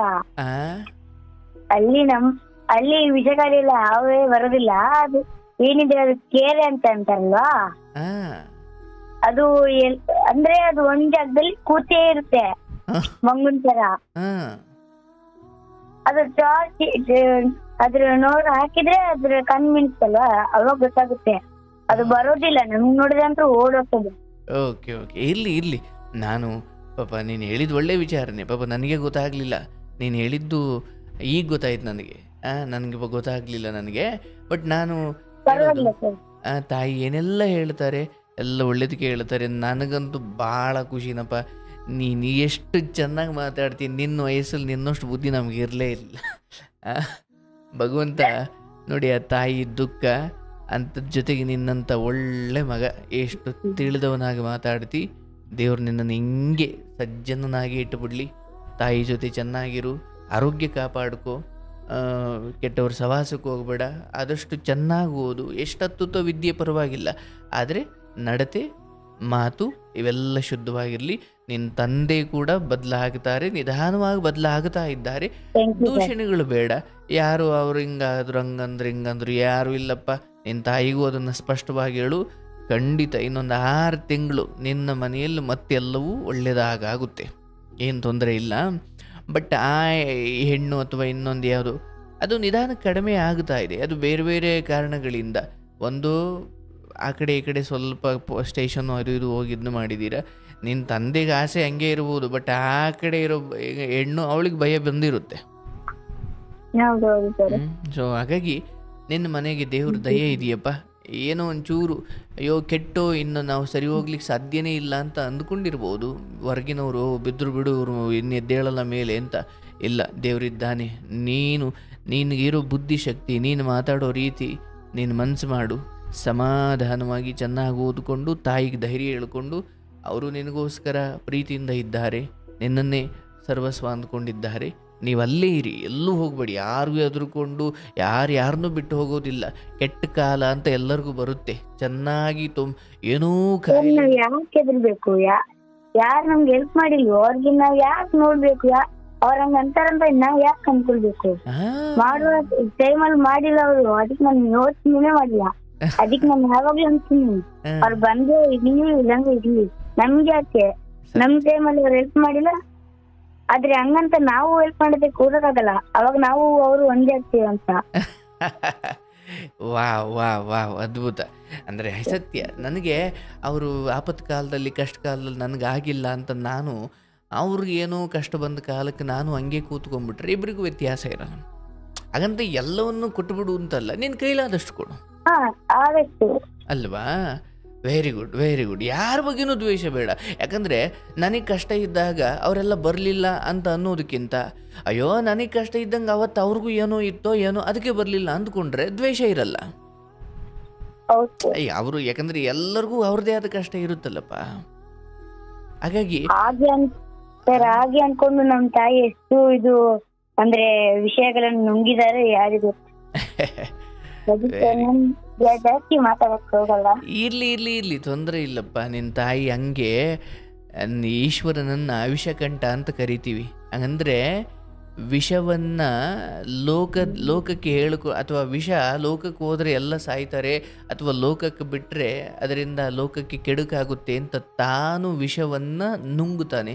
ಅದಕ್ಕೆ ಶಿವನನ್ನ ವಿಷಕಂಠ ಅಂದರೆ ಕಂಠದಲ್ಲಿ ವಿಷವನ್ನ ಧರಿಸಿರುವವನು ವಿಷಕಂಠ. ಈಶ್ವರನ ಫೋಟೋ ನೋಡಿದಾಗ ಗಂಟ್ಲತ್ರ ನೋಡು ನೀಲಿಗಿರುತ್ತೆ ಯಾವಾಗ್ಲೂ. ಅವನನ್ನ ವಿಷಕಂಠ ಅಂದ್ರೆ ವಿಷವನ್ನ ನುಂಗಿದವನು. ಲೋಕಕ್ಕೆ ಒಳ್ಳೇದು ಮಾಡ್ತಾನೆ, ಆದ್ರೆ ತನ್ನ ವಿಷ ತಾನು ಅಥವಾ ವಿಷವನ್ನ ಒಳಗಡೆ ಇಟ್ಕೊಂಡು ಲೋಕಕ್ಕೆ ಒಳ್ಳೇದು ಕೊಡ್ತಾನೆ ಅಂತ. ಲೋಕಕ್ಕೆ ವಿಷ ಕೊಡಲ್ಲ ಅಂತ. ನಾವು ಭಗವಂತ ಆಗಬೇಕು ಅಂದ್ರೆ ಏನು ಮಾಡಬೇಕು? ನಮ್ಮಲ್ಲಿ ಏನೋ ಒಂದು ಯಾರೋ ಬಗ್ಗೆ ನಿನ್ನ ಹತ್ರ ಬಂದು ಯಾರೋ ನಿನ್ನ ಫ್ರೆಂಡು ಇನ್ಯಾರ್ದೋ ಬಗ್ಗೆ ಕೆಟ್ಟದಾಗ ಹೇಳ್ತಾನೆ, ನಾವು ಅದನ್ನು ಇನ್ನೊಬ್ರಿಗೆ ಹೇಳೋಕೆ ಹೋಗ್ಬಾರ್ದು. ಹೌದಾ ಸರಿ ಗಣಪ್ಪ ಅಂದ್ಬಿಟ್ಟು. ಯಾಕಂದರೆ ಅವನು ಯಾರೋ ಬಂದು ನಮ್ಮ ಹತ್ರ ಹೇಳಿದಾಗ, ನಾವು ಇನ್ಯಾರ ಹತ್ರನೂ ಹೇಳಿದಾಗ, ನಾವು ಒಬ್ಬರ ಬಗ್ಗೆ ಕೆಟ್ಟದ್ದನ್ನು ಇನ್ಯಾರ ಹತ್ರನೂ ಹೇಳಿದಾಗ ನಮ್ಮ ಬಗ್ಗೆ ಇನ್ಯಾರೋ ಎಲ್ಲೋ ಕೆಟ್ಟದ್ದು ಹೇಳ್ತಾರೆ. ಯಾಕಂದರೆ ನಾವು ಒಬ್ಬರಿಗೆ ಕೆಟ್ಟದ್ದು ಕೊಟ್ಟರೆ ನಮಗೆ ಇನ್ಯಾರೋ ಕೆಟ್ಟದ್ದು ಕೊಡ್ತಾರೆ. ಅದು ಕರ್ಮ, ಏನು ಮಾಡಲಿಕ್ಕಾಗಲ್ಲ. ಹಾಗಾಗಿ ನಿಮ್ಮ ತಾಯಿ ಅವತ್ತಿಂದ ಅವ್ರು ನನಗನ್ಸುತ್ತಪ್ಪ ಅವ್ರ ತಾಯಿ ಮನೆ ಅಲ್ಲಿ ಇಲ್ಲಿ ಅವ್ರು ಹೇಳಿದ ಕತೆ ಕೇಳಿದ್ರೆ ಅವ್ರು ಅಲ್ಲಿಂದಲೇ ವಿಷ ನುಂಗ್ಕೊಂಡು ಬಂದ್ಬಿಟ್ಟವ್ರೆ. ಅಲ್ಲಿ ಮತ್ತು ಇಲ್ಲಿ ಹೆಣ್ಣು. ಅದಕ್ಕೆ ಈ ಲೋಕದಲ್ಲಿ ದೊಡ್ಡ ಸ್ಥಾನ ಹೆಣ್ಣಿಗೆ. ಯಾಕೆ ಅಂದರೆ ಅವಳು ಸಹನಾಮಯಿ. ಭೂಮಿ ತಾಯಿಯನ್ನು ನಾವು ತೊಳ್ಕೊಂಡು ಕೋಟ್ಯಾಂತರ ಜನ ಭೂಮಿಲಿ ಓಡಾಡ್ತಿದ್ದೀವಿ, ಆದರೂ ಭೂಮಿ ತಾಯಿ ನಮಗೆ ಒದ್ದಿಲ್ಲ, ಬೈದಿಲ್ಲ. ಅಷ್ಟು ತಾಳ್ಮೆ ಈ ಹೆಣ್ಮಕ್ಳಿಗೆ ಇರುತ್ತೆ. ಅದಕ್ಕೆ ನಿನ್ನ ತಾಯಿ ಹಂಗೆ ಸಹನೆ ಮಾಡ್ತಿದ್ದಾರೆ. ನಿನ್ನ ತಾಯಿಗೆ ಖಂಡಿತ ಅನ್ಯಾಯವಾಗಲ್ಲ. ಇನ್ನೊಂದು 6 ತಿಂಗಳು ನಿನ್ನ ಮನೆ ಎಲ್ಲ ಸರಿ ಹೋಗುತ್ತೆ, ನಿನ್ನ ತಂದೆಯೂ ಸರಿ ಹೋಗುತ್ತಾರೆ. ಯಾವುದೂ ಕೂಡ ಹೆಚ್ಚು ಪ್ರಶ್ನೆ ಮಾಡ್ಲಿಕ್ಕೆ ಹೋಗ್ಬೇಡಿ. ಅಲ್ಲೋಗಿದ್ದ ಇಲ್ಲೋಗಿದ್ದ, ಹಂಗೆ ಮಾಡ್ದೆ ಹಿಂಗೆ ಮಾಡ್ದೆ, ಮಾಡೋದೆಲ್ಲ ಮಾಡಾಯಿತು, ಇನ್ನು ಸುಮ್ಮನೆ ಇದ್ಬಿಡಿ, ಎಲ್ಲ ಒಳ್ಳೇದಾಗುತ್ತೆ ಆಯಿತಾ.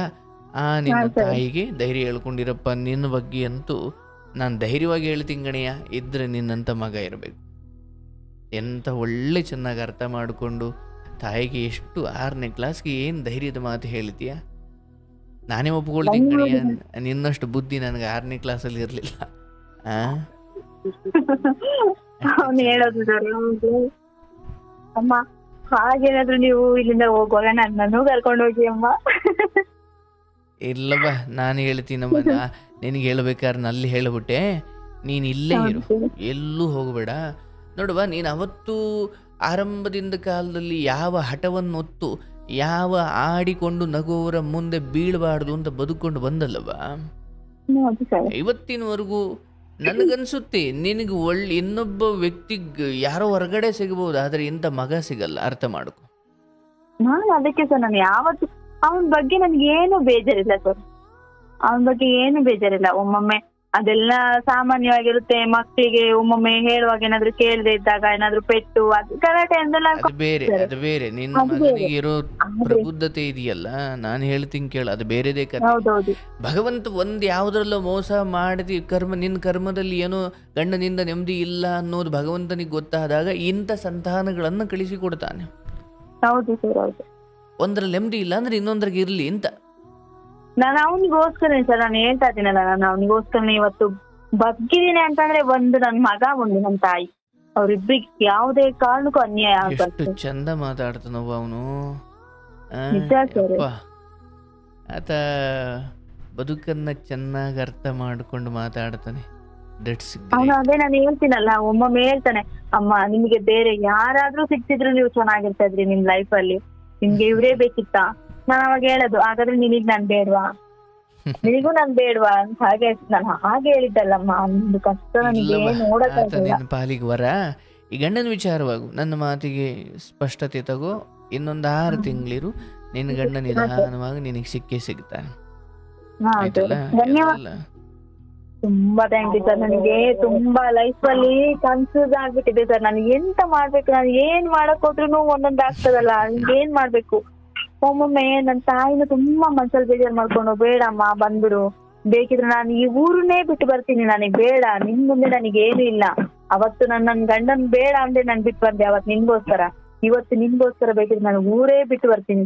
ನೀನ್ ಅಲ್ಲಿಂದ ಹೊಲ್ಟಾಗ ಹೇಳ್ ನನಗೆ, ಅಮ್ಮ ನಾನು ಈ ತರ ಬರ್ತಾ ಇದೀನಿ ಅಂತೇಳಿ, ಅವಾಗ ನಾನು ಇಲ್ಲಿಂದ ಊರೇ ಖಾಲಿ ಮಾಡ್ಕೊಂಡ್ ಬರ್ತೀನಿ.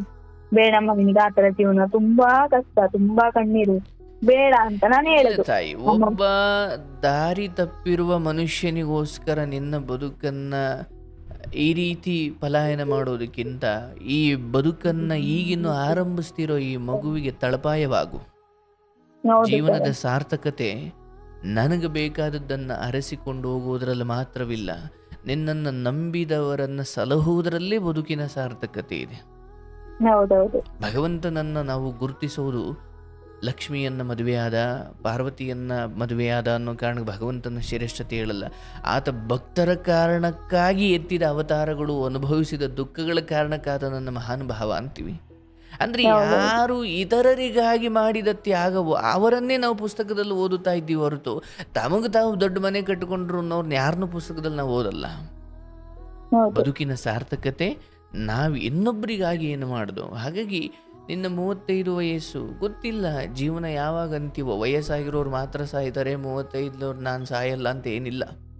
ಆದರೆ ಬದುಕಿನ ಈ ಅವಧಿಯಲ್ಲಿ ನಾನು ಒಬ್ಬ ಗಂಡನನ್ನೇ ಸ್ವೀಕರಿಸಿದೆ, ಕಷ್ಟನೋ ಸುಖನೋ ಅಲ್ಲೇ ಬದುಕಿದೆ. ಅವನಿಗೆ ನಾನು ಬೇಡದೇ ಇದ್ದರೂ ಕೂಡ ಅಲ್ಲಿರೋ ಮಗುವಿಗೆ ನಾನು ಬೇಕಿತ್ತು, ಹಾಗಾಗಿ ನಾನು ಅಲ್ಲಿ ಉಳ್ಕೊಂಡೆ. ಇವತ್ತು ನಾನು ಯಾಕಂದರೆ ಹೋಗ್ತಾ ಏನು ವಯಸ್ಸು ಬರಲ್ಲ, ವಯಸ್ಸು ಹೋಗ್ತಾ ನೀನು ಮುದುಕಿ ಆಗ್ತೀಯ. ಅವಾಗ ಇಂಥ ಮಗುವಿನ ಆಸರೆ, ಇಂಥ ಮಗ ಮುಂದೆ ದೊಡ್ಡವನಾದಾಗ ನಿಮ್ಗೆ ಆಸರೆ, ನಿನ್ನ ತಾಯಿಗೂ ಒಂದು ಆಸರೆ ಹೊರತು ಇಲ್ಲಿಂದ ಪಲಾಯನ ಮಾಡಿದಾಗ ಮತ್ತು ಬದುಕು ದಿಕ್ಕೆಟ್ಟು ಹೋಗ್ಬಿಡುತ್ತೆ. ಯಾಕಂದ್ರೆ ಭವಿಷ್ಯವನ್ನು ನೋಡು, ಮತ್ತೊಂದು ಮದುವೆ ಅಥವಾ ಇನ್ನೇನು ಅದು ವಿಷಯ ಅದಲ್ವೇ ಅಲ್ಲ. ಯಾಕಂದ್ರೆ ಅದೊಂದು ಯೋಚನೆ ಮಾಡದೇ ಇಲ್ಲ ಸರ್, ನನಗೆ ಅದು ಅಗತ್ಯನೂ ಇಲ್ಲ. ಹೌದು, ಅದನ್ನ ದಾಟಿ ಮುಂದೆ ಬಂದ್ಬಿಟ್ಟಿದೀಯ. ಹೋಗ್ಬಿಟ್ಟಿದ್ದೀನಿ ಸರ್. ಒಂದ್ರಿಂದ ಕಲ್ತಿರೋ ಪಾಠ ಇದೆಯಲ್ಲ, ಸಾಕಾಗ್ಬಿಟ್ಟಿದೆ. ತೊಂದರೆ ಇಲ್ಲ, ಈತನ ಅಥವಾ ಇರುವ ಜಾಗದಲ್ಲೇ ನೀನು ಇಲ್ಲಪ್ಪ ಏನಾದರೂ ಅಲ್ಲೇ ಬದುಕು ತೋರಿಸಿದ್ಲು ಹಂಗಂತ ನೀನು ಏನು ತುಂಬ ನಷ್ಟ ಮಾಡಿಕೊಂಡು ಬದುಕ್ತಿದೀಯ ಅಂತ ಇಲ್ಲ. ಒಳ್ಳೆ ಸಂತಾನ ಇದೆ. ಹೌದೌದು. ನನ್ನ ಪ್ರಕಾರ ಇವತ್ತು ಎಷ್ಟು ಹೆಣ್ಣು ಮಕ್ಕಳು ಬಂದು ಅಳ್ತಾರೆ ಗೊತ್ತಾ? ಹೌದು ಸರ್. ಒಳ್ಳೆ ಸಂತಾನಗಳು ಇದ್ದಾವೆ. ಆದರೆ 200 ರೂಪಾಯಿ ಕೊಡಲಿಲ್ಲ ಕುಡಿಯೋಕ್ಕೆ ಅಂದ್ಕೊಂಡು ಹೆಂಡ್ತಿನೇ ತಾಯಿನೇ ಜುಟ್ಟಿಟ್ಕೊಂಡು ಮಕ್ಕಕ್ಕೆ ಕಪಾಳು ಕೊಡಿಯೋ ಮಕ್ಕಳುಗಳು ಹುಟ್ಟಿದ್ದಾವೆ. ಹೌದೌದು. ಆ ದುಃಖ ಇದೆಯಲ್ಲ, ಇವತ್ತು ಗಂಡನಿಂದ ನೋಡ್ತಾ ಇರೋ ದುಃಖಕ್ಕಿಂತ 1000 ಪಟ್ಟು ದೊಡ್ಡದದು. ಹೌದೌದು. ಹಾಗಾಗಿ ನಿನ್ನ ತಾಯಿಗೂ ಇಲ್ಲಮ್ಮ ನನ್ನ ಜೀವನಕ್ಕೆ ಇದು ಬಂದಿದೆ, ನಂಗಾಗಂತ ದುಃಖದಿಂದ ದಿವಸ ಕಣ್ಣೀರಲ್ಲಿ ಕೈ ತೊಳಿತೀನಿ ಅಂತ ಏನಿಲ್ಲಮ್ಮ. ನನಗೀಗ ಮಗನಲ್ಲಿ ನೆಮ್ಮದಿ ಸಿಕ್ಕಿದೆ, ನಾನು ನನ್ನ ಜೀವನವನ್ನು ಪ್ರೀತಿಸ್ತೀನಿ, ಇರೋಷ್ಟು ದಿನ ನಾನು ಈ ಮನೆಯಲ್ಲೇ ಬದುಕ್ತೀನಿ, ಮಗನನ್ನು ಒಳ್ಳೆ ಕುಲ ವಂಶ ಉದ್ಧಾರ ಮಾಡೋಕ್ಕೆ ಪ್ರಯತ್ನ ಮಾಡ್ತೀನಿ. ಅದ್ರ ಹೊರತಾಗಿ ಮೊದಲಷ್ಟು ಅಲ್ಲೋದ್ನ ಇಲ್ವನ್ನ ಇದು ನೋಡೋಕೆ ಹೋಗೋದೇ ತಪ್ಪು. ನಾನು ಅದನ್ನೆಲ್ಲ ಬಿಟ್ಟಿದ್ದೀನಿ ಸರ್. ನನ್ಗೆ ಯಾವಾಗ ಅವರು ಸರ್ ನೀವು ನಂಬಲ್ಲ, ನನ್ನನ್ನ ಕರ್ಕೊಂಡ್ ಬಂದು ಈ ಮನೆಯಲ್ಲಿ ಬಿಟ್ಟು ಸರ್, ನೋಡಿದ್ರೆ ಭೂತ ಬಂಗ್ಲೆ ತರ ಇದೆ ಈ ಮನೆಯಲ್ಲಿ, ನನ್ನನ್ನ ಹೊರಗಡೆ ಹೋಗಂಗಿಲ್ಲ ಸರ್, ಲೈಟ್ ಹಾಕೋಂಗಿಲ್ಲ, ಅಕ್ಕಪಕ್ಕದ ಮನೆಯವ್ರಿಗೆ ಗೊತ್ತಾಗುತ್ತೆ ಇವ್ನು ಬೇರೆ ಮದ್ವೆ ಆಗಿದ್ದಾನೆ ಅಂತ ಹೇಳ್ಬಿಟ್ಟು, ಅಂತ ಒಂದು ಕತ್ತಲೆ ಮನೆ ಸರ್. ಟಾರ್ಚ್ ಇಟ್ಕೊಂಡು ಹೊರಗ್ ಬರ್ಬೇಕು, ಟಾರ್ಚ್ ಇಟ್ಕೊಂಡು ಒಳಗ್ ಹೋಗ್ಬೇಕು, ಆ ತರ ಪರಿಸ್ಥಿತಿಲಿ ನನ್ನನ್ನ ಈ ಮನೇಲಿ ಒಬ್ಬಂಟಿಯಾಗಿ ಬಿಟ್ಟು ನನ್ ಗಂಡ ಅವಳನ್ನ ಕರ್ಕೊಂಡು ತಿರ್ಗೋಕ್ ಹೋದ ಸರ್. ಅದನ್ನೆಲ್ಲ ನನ್ಗೆ ಅದನ್ನೆಲ್ಲ ರಿಪೀಟ್ ಮಾಡಿದಾಗ ನನಗೆ ಅನಿಸ್ತಿತ್ತು, ಇಷ್ಟು ಕೀಳು ಮಟ್ಟದಲ್ಲಿ ಇದೀನಲ್ಲ, ಇಷ್ಟು ಕೀಳು ಮಟ್ಟದಲ್ಲಿ ಜೀವನ ಮಾಡ್ತಿದ್ದೀನಲ್ಲ, ಇವ್ನ ಏನಾದ್ರೂ ಮಾಡಿ ಒಂದು ಮನುಷ್ಯನ ರೂಪದಲ್ಲಿ ಮಾಡ್ಬೇಕು, ಇಲ್ಲ ಅಂತಾನೆ ಇವ್ನ ಕೈ ತೊಳಿಬೇಕು ಅಂತ. ಅಷ್ಟರಲ್ಲಿ ನನ್ ಮಗ ನನ್ನನ್ನ ಹಚ್ಕೊಂಡ ನೋಡಿ, ಇವತ್ತಿಗೂ ಒಂದ್ ಹೆಜ್ಜೆ ನನ್ ಮುಂದೆ ಇಡ್ಬೇಕಾದ್ರೆ ನನ್ ಪಟ್ಟ ನೆನ್ಪಾಗೋದು ನನ್ ಮಗ, ಇನ್ನೊಂದು ನನ್ ತಾಯಿ. ಇದು ಎರಡೇ ಸರ್ ನನ್ನ ತಾಯಿ ಮುಂದೆ. ತೊಂದರೆ ಇಲ್ಲ, ನೀನೇ ಫೋನ್ ಮಾಡಿ ಹೇಳ್ತೀಯ ಈ ವ್ಯಕ್ತಿಯ ಅಥವಾ ನಿನ್ನ ಗಂಡನ ಈ ವರ್ತನೆ ಸ್ವಲ್ಪ ಸಮಯ ತಗೊಳ್ಳುತ್ತೆ, ಒಂದು 6 ತಿಂಗಳು. ಸದ್ಯಕ್ಕೆ ನಿನ್ನ ಮಗನನ್ನು ನಂಬಿಕೊಂಡು ನೀನು ಅಲ್ಲೇ ಇದ್ಬಿಡು, ಎಲ್ಲೂ ಕಾಲು ತೆಗೆದು ಆಚೆ ಇಡಬೇಡ, ಅದನ್ನೇ ನೆಪ ಮಾಡ್ಕೊಳ್ತಾರೆ ಆಯ್ತಾ? ನೀನು ಅಲ್ಲಿಂದಲೇ ಜೀವನವನ್ನು ಮುಂದುವರಿಸು, ಎಲ್ಲ ಚೆನ್ನಾಗಿದೆ, ಏನು ದೇವರು ಮೊದಲಿಟ್ಟಂಗೆ ಇಟ್ಟಿಲ್ಲ, ಇನ್ನೂ ಚೆನ್ನಾಗಿ ಇದ್ದೀಯಾ. ಕೆಲವೊಂದು ದೋಷಗಳು ಇದ್ದೇ ಇದ್ದಾವೆ ಬದುಕಲ್ಲಿ. ಎಲ್ಲರ ಕಟ್ಟಿದ ಹೊಸ ಮನೆ ಕೂಡ 3 ತಿಂಗಳಾದ್ಮೇಲೆ ಅದೇನೋ ಮನೆಯಿಂದ ಒಂಚೂರು ಬಿರುಕು ಬಿಟ್ಟತೆ ಅಂತ ದುಃಖ ಪಡುವುದಾದ್ರೆ ಚಿಕ್ಕ ಪುಟ್ಟ ಬಿರುಕುಗಳನ್ನೇ ತಲೆಯಲ್ಲಿ ಇಟ್ಕೊಂಡು ದುಃಖ ಪಡ್ತಾನೆ ಇರ್ಬೋದು. ಆದರೆ ಈ ಬದುಕು ಸಿಕ್ಕಿರೋದು ಒಂದು ಬಿರುಕನ್ನು ನೋಡಿ ದುಃಖ ಪಡ್ಲಿಕ್ಕಲ್ಲ, ಎಷ್ಟು ದೊಡ್ಡ ಒಳ್ಳೆ ಮನೆ ನೋಡಿ ಸಂತೋಷ ಪಡ್ಲಿಕ್ಕೆ. ನಾವು ಯಾವುದನ್ನ ಹೇಗೆ ತಗೊಳ್ತೀವಿ ಬಹಳ ಮುಖ್ಯ. ಏನು ತೊಂದರೆ ಇಲ್ಲ, ನಿನ್ನ ತಾಯಿಗೂ ನಿನಗೂ ಎಲ್ಲರಿಗೂ ಆಸರೆಯಾಗೋ ಒಂದೊಳ್ಳೆ ಮಗು ಇದೆ, ಅದನ್ನೇ ಮುಂದುವರಿಸ್ಕೊಂಡು ಹೋಗು.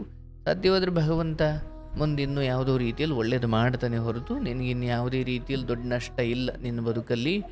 ಇಷ್ಟನ್ನು ಭರವಸೆಯಿಂದ ಇಟ್ಟುಕೊಂಡು ಎಷ್ಟೆಲ್ಲ ಹೆಣ್ಣು ಮಕ್ಕಳು ಏನೆಲ್ಲ ಅನುಭವಿಸ್ತಿದ್ದಾರೆ, ಅದರ ನಡುವೆ ನಿನ್ನ ಬದುಕು ಒಂದು ಮಟ್ಟಿಗೆ ಚೆನ್ನಾಗೇ ಇದೆ. ನೀನು ಚೆನ್ನಾಗಿದೆ, ನನ್ನ ಗಂಡ ಸರಿ ಹೋಗ್ತಿದ್ದಾನೆ ಅಂತ ಬೆಳಗ್ಗೆ ಎದ್ದು ಅಂದುಕೊಂಡ್ರೆ ದಿನಪೂರ್ತಿ ಅದು ಹಂಗೆ ಇರುತ್ತೆ. ನಿನ್ನ ತಲೆಯಲ್ಲಿ ಆರಂಭದಲ್ಲೇ ಒಂಚೂರು ಗೊಂದಲ, ನಿನಗೆ ನೀನು ಏನೇನು ಥಿಂಕ್ ಮಾಡಿದ್ರೆ ಅಂದ್ರೆ ನಿನ್ನ ಇಡೀ ದಿನವನ್ನ ಲೀಡ್ ಮಾಡೋದು ನಿನ್ನ ಬೆಳಗಿನ ಆಲೋಚನೆಗಳಂತೆ. ಅದಕ್ಕೆ ಬೆಳಗಿನ ಸಮಯ ಧ್ಯಾನ, ಸಂಕಲ್ಪ ಧ್ಯಾನ ನಾವೆಲ್ಲ ಯಾಕೆ ಸ್ಪಿರಿಚುವಲ್ ಪ್ರಾಕ್ಟೀಸ್ ಮಾಡ್ತೀವಿ ಅಂದರೆ, ಈ ಆರಂಭದ ಆಲೋಚನೆಗಳ ತರಂಗ ನಮ್ಮನ್ನು ಇಡೀ ದಿನ ಲೀಡ್ ಮಾಡುತ್ತೆ. ಹಾಗಾಗಿನೇ ಬೆಳಗಿನ ಸಮಯವನ್ನ ಒಂದು ಭಗವದ್ಗೀತೆ, ಒಂದೊಳ್ಳೆ ಪ್ರವಚನ, ಒಂದೊಳ್ಳೆ ವಿಚಾರಗಳ ಮೂಲಕ ಶುರು ಮಾಡಬೇಕು ಅಂತ ದೊಡ್ಡವರು ಹೇಳ್ತಾರೆ. ನಾನು 1 ನಿಮಿಷ ಮಾತಾಡ್ತೀನಿ ಇರಮ್ಮ ಅಂತ. ಕೊಡವ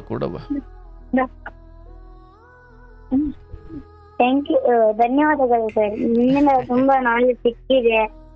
ಅಂದ್ರೆ ನಮ್ಮ ಮಮ್ಮಿಗೆ ಒಂದು ಸ್ಫೂರ್ತಿ ತರ ಕೊಟ್ಟಿದ್ರೆ ತುಂಬಾ ಥ್ಯಾಂಕ್ಸ್. ಇಲ್ಲಪ್ಪ, ನಿನ್ನ ತಾಯಿಗೆ ನಿನಗಿಂತ ದೊಡ್ಡ ಭರವಸೆ ಇಲ್ಲಪ್ಪ. ನಾನು ಹೇಳ್ತೀನಿ ಕಣಿಯ, ನಿನ್ನ ಜೊತೆ ಮಾತಾಡಿ ನಾನು ಯಾವತ್ತೂ ಮರೆಯಲ್ಲಪ್ಪ. ಎಷ್ಟು ಚಂದ ಅಂದರೆ ಒಬ್ಬ ತಾಯಿಗೆ ಒಬ್ಬ ನೋಡಿ, ನಾನು ಯಾವಾಗಲೂ ಸಿಕ್ಕಿ ಅವ್ರಿಗೆ ಧೈರ್ಯ ಹೇಳೋಕ್ಕಾಗಲ್ಲ, ಅವ್ರ ತಾಯಿ ಯಾವಾಗಲೂ ಸಿಕ್ಕಿ ಧೈರ್ಯ ಹೇಳಲಿಕ್ಕಾಗಲ್ಲ. ಅದರೊಬ್ಬ ಮಗನಾಗಿ ನೀವು ಇದನ್ನು ನೀವೆಷ್ಟು ಚೆನ್ನಾಗಿ ಸ್ಪೋರ್ಟಿವಾಗಿ ತಗೊಂಡಿದ್ದೀರಿ ನೀವು. ಅದ್ಭುತ ನೀವು. ಭಗವಂತ ನಿಮ್ಮನ್ನು ಚೆನ್ನಾಗಿಡಲಿ. ನಿನ್ನ ಜೊತೆ ಮಾತಾಡೋ ಭಾಳ ಖುಷಿ ಆಯ್ತು ಕಣಪ್ಪ. ಅವಾಗವಾಗ ಸಾಧ್ಯವಾದ್ರೆ ಮಾತಾಡು, ಕರೆ ಮಾಡು, ಅಮ್ಮನ ಹತ್ರ ಕರೆ ಮಾಡಿಸು, ಮಾತಾಡು, ಏನು ತೊಂದರೆ ಇಲ್ಲ. ನಿನ್ನ ಜೊತೆ ಮಾತಾಡಲಿ ನನಗೂ ಖುಷಿನೇ. ನಿನ್ನ ಮನೆ ಆಶ್ರಮಕ್ಕೆ ಬರ್ಬೇಕು ಅಂದ್ರೆ ಏನ್ ಮಾಡ್ಬೇಕು ಸರ್? ಬಸ್ ಸರ್ ನಾವು ಸರ್ ಬಸ್ ಹತ್ತೋ ಟ್ರೈನ್ ಹತ್ತೋ ಬರ್ಬೇಕು. ಅಲ್ಲ ಹಾಗಲ್ಲ ನಾವು ಆಶ್ರಮದಂತೂ ತರಕ್ಕಾಗಲ್ಲ.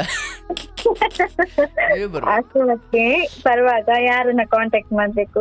ಮೆಸೇಜ್ ಇದೇ ನಂಬರ್ ಒಂದು ವಾಟ್ಸಪ್ ಮಾಡಿ ಅವ್ರು ನಿಮಗೆ ಲೊಕೇಶನ್ ಕಳಿಸ್ತಾರೆ. ಬಟ್ ಇನ್ನೊಂದು 2 ತಿಂಗಳು ಸದ್ಯಕ್ಕೆ ಯಾವುದೇ ಭೇಟಿ ಇಲ್ಲ. ಅತ್ತಾಗೆ ಒಂದು ಲೊಕೇಶನ್ ತಗೊಂಡು ಇಟ್ಕೊಂಡಿರಿ. ನಿಮಗೆ ಮುಂದೆ 1-2 ತಿಂಗಳಾದ್ಮೇಲೆ ಯಾವಾಗಾದ್ರೂ ಭಾನುವಾರದೊತ್ತು ಬರಬೇಕು. ನಾನು ನನ್ನ ತಾಯಿ ನನ್ನ ಮಗ ಒಂದ್ಸಲ ಬರ್ಬೇಕು ಸರ್, ನಿಮ್ಮ ಆಶ್ರಮಕ್ಕೆ ಬರ್ಬೇಕು. ಒಮ್ಮೆ ನಿಮ್ಮನ್ನ ಮೊನ್ನೆ ಮಂಗಳೂರಿಗೆ ಬಂದಿದ್ರಿ. ಹೌದು ಹೌದು ಬಟ್ ನನಗೆ ಅದು ಬರೋದು ಮುನ್ಸೂಚನೆ ನನಗೆ ಗೊತ್ತಾಗ್ಲಿಲ್ಲ. ಇಲ್ಲಾದ್ರೂ ನಾನು ಇಲ್ಲಾದ್ರೂ ಬಂದು ನಿಮ್ಮನ್ನ ಹತ್ರದಿಂದ ನೋಡ್ತಾ ಇದ್ದೆ. ಸರಿ, ನಿಮ್ದು ಮಂಗಳೂರಾ? ನಾನು ಯಾವ್ದನ್ನು ಹೇಳಲ್ಲ, ನಾನು ಆಶ್ರಮಕ್ಕೆ ನಾನು ಬರ್ತೀನಿ, ನಾನು ಬರ್ಬೇಕು ಸರ್ ಒಂದ್ಸಲ. ಆಯ್ತು, ಸಂತೋಷ, ಒಳ್ಳೇದಾಗ್ಲಿ, ಶುಭ ಆಗ್ಲಿ. ನಿನ್ನ ಮಗ ಬಹಳ ಖುಷಿ ಕೊಟ್ಟ ನನಗೆ. ಅವನಿಗೆ ಒಳ್ಳೇದಾಗ್ಲಿ, ನಿನಗೂ ಒಳ್ಳೇದಾಗ್ಲಿ, ತಾಯಿಗೆ ಒಳ್ಳೇದಾಗ್ಲಿ, ನಿಮ್ಮ ಯಜಮಾನ್ರಿಗೂ ಒಳ್ಳೇದಾಗ್ಲಿ, ನಿನ್ನ ಮನೆಗೆ ಒಳ್ಳೇದಾಗ್ಲಿ. ಕೃಷ್ಣನ ಅನುಗ್ರಹ ಇದೆಯಾ ತಾಯಿ, ಒಳ್ಳೇದಾಗ್ಲಿ, ಶುಭವಾಗ್ಲಿ. ಧನ್ಯವಾದಗಳು ಗುರುಜಿ, ಧನ್ಯವಾದಗಳು. ಸಂತೋಷ. ಹಾ ಪರಮಾತ್ಮ, ಈ ಕುಟುಂಬವನ್ನು ಚೆನ್ನಾಗಿಡಪ್ಪ. ನೋಡಿ, ಆ ಮಗ ಎಷ್ಟು ಚೆನ್ನಾಗಿ ಪ್ರಬುದ್ಧವಾಗಿ ಮಾತಾಡ್ತಾರಲ್ಲ. ಇಲ್ಲಿ ಎಷ್ಟೋ ಸಾರಿ ಹೆಣ್ಣುಮಕ್ಕಳು ಗಂಡನಿಂದ ಈ ಥರದ ಸಮಸ್ಯೆಯಲ್ಲಿ ಅನುಭವಿಸ್ತಾನೆ ಇದ್ದಾರೆ. ಇರಲಿ, ಎಲ್ಲ ನಡೀತವೆ, ಏನು ಮಾಡಲಿಕ್ಕಾಗಲ್ಲ. ಸ್ವಲ್ಪ ತಾಳ್ಮೆ ಮಾಡಿ, ಎಲ್ಲ ಒಳ್ಳೆಯದಾಗುತ್ತೆ. ದೇವ್ರು ನಿಮ್ಮನ್ನು ಚೆನ್ನಾಗಿಡಲಿ, ಶುಭವಾಗಲಿ. ಅಧ್ಯಾತ್ಮ ಬಂಧುಗಳೇ, ಇಲ್ಲಿಗೆ ಇಂದಿನ ಪ್ರೀತಿ ಮಾತು ನೇರ ಪ್ರಸಾರ ಕಾರ್ಯಕ್ರಮವನ್ನು ಮುಕ್ತಾಯ ಮಾಡ್ತಾ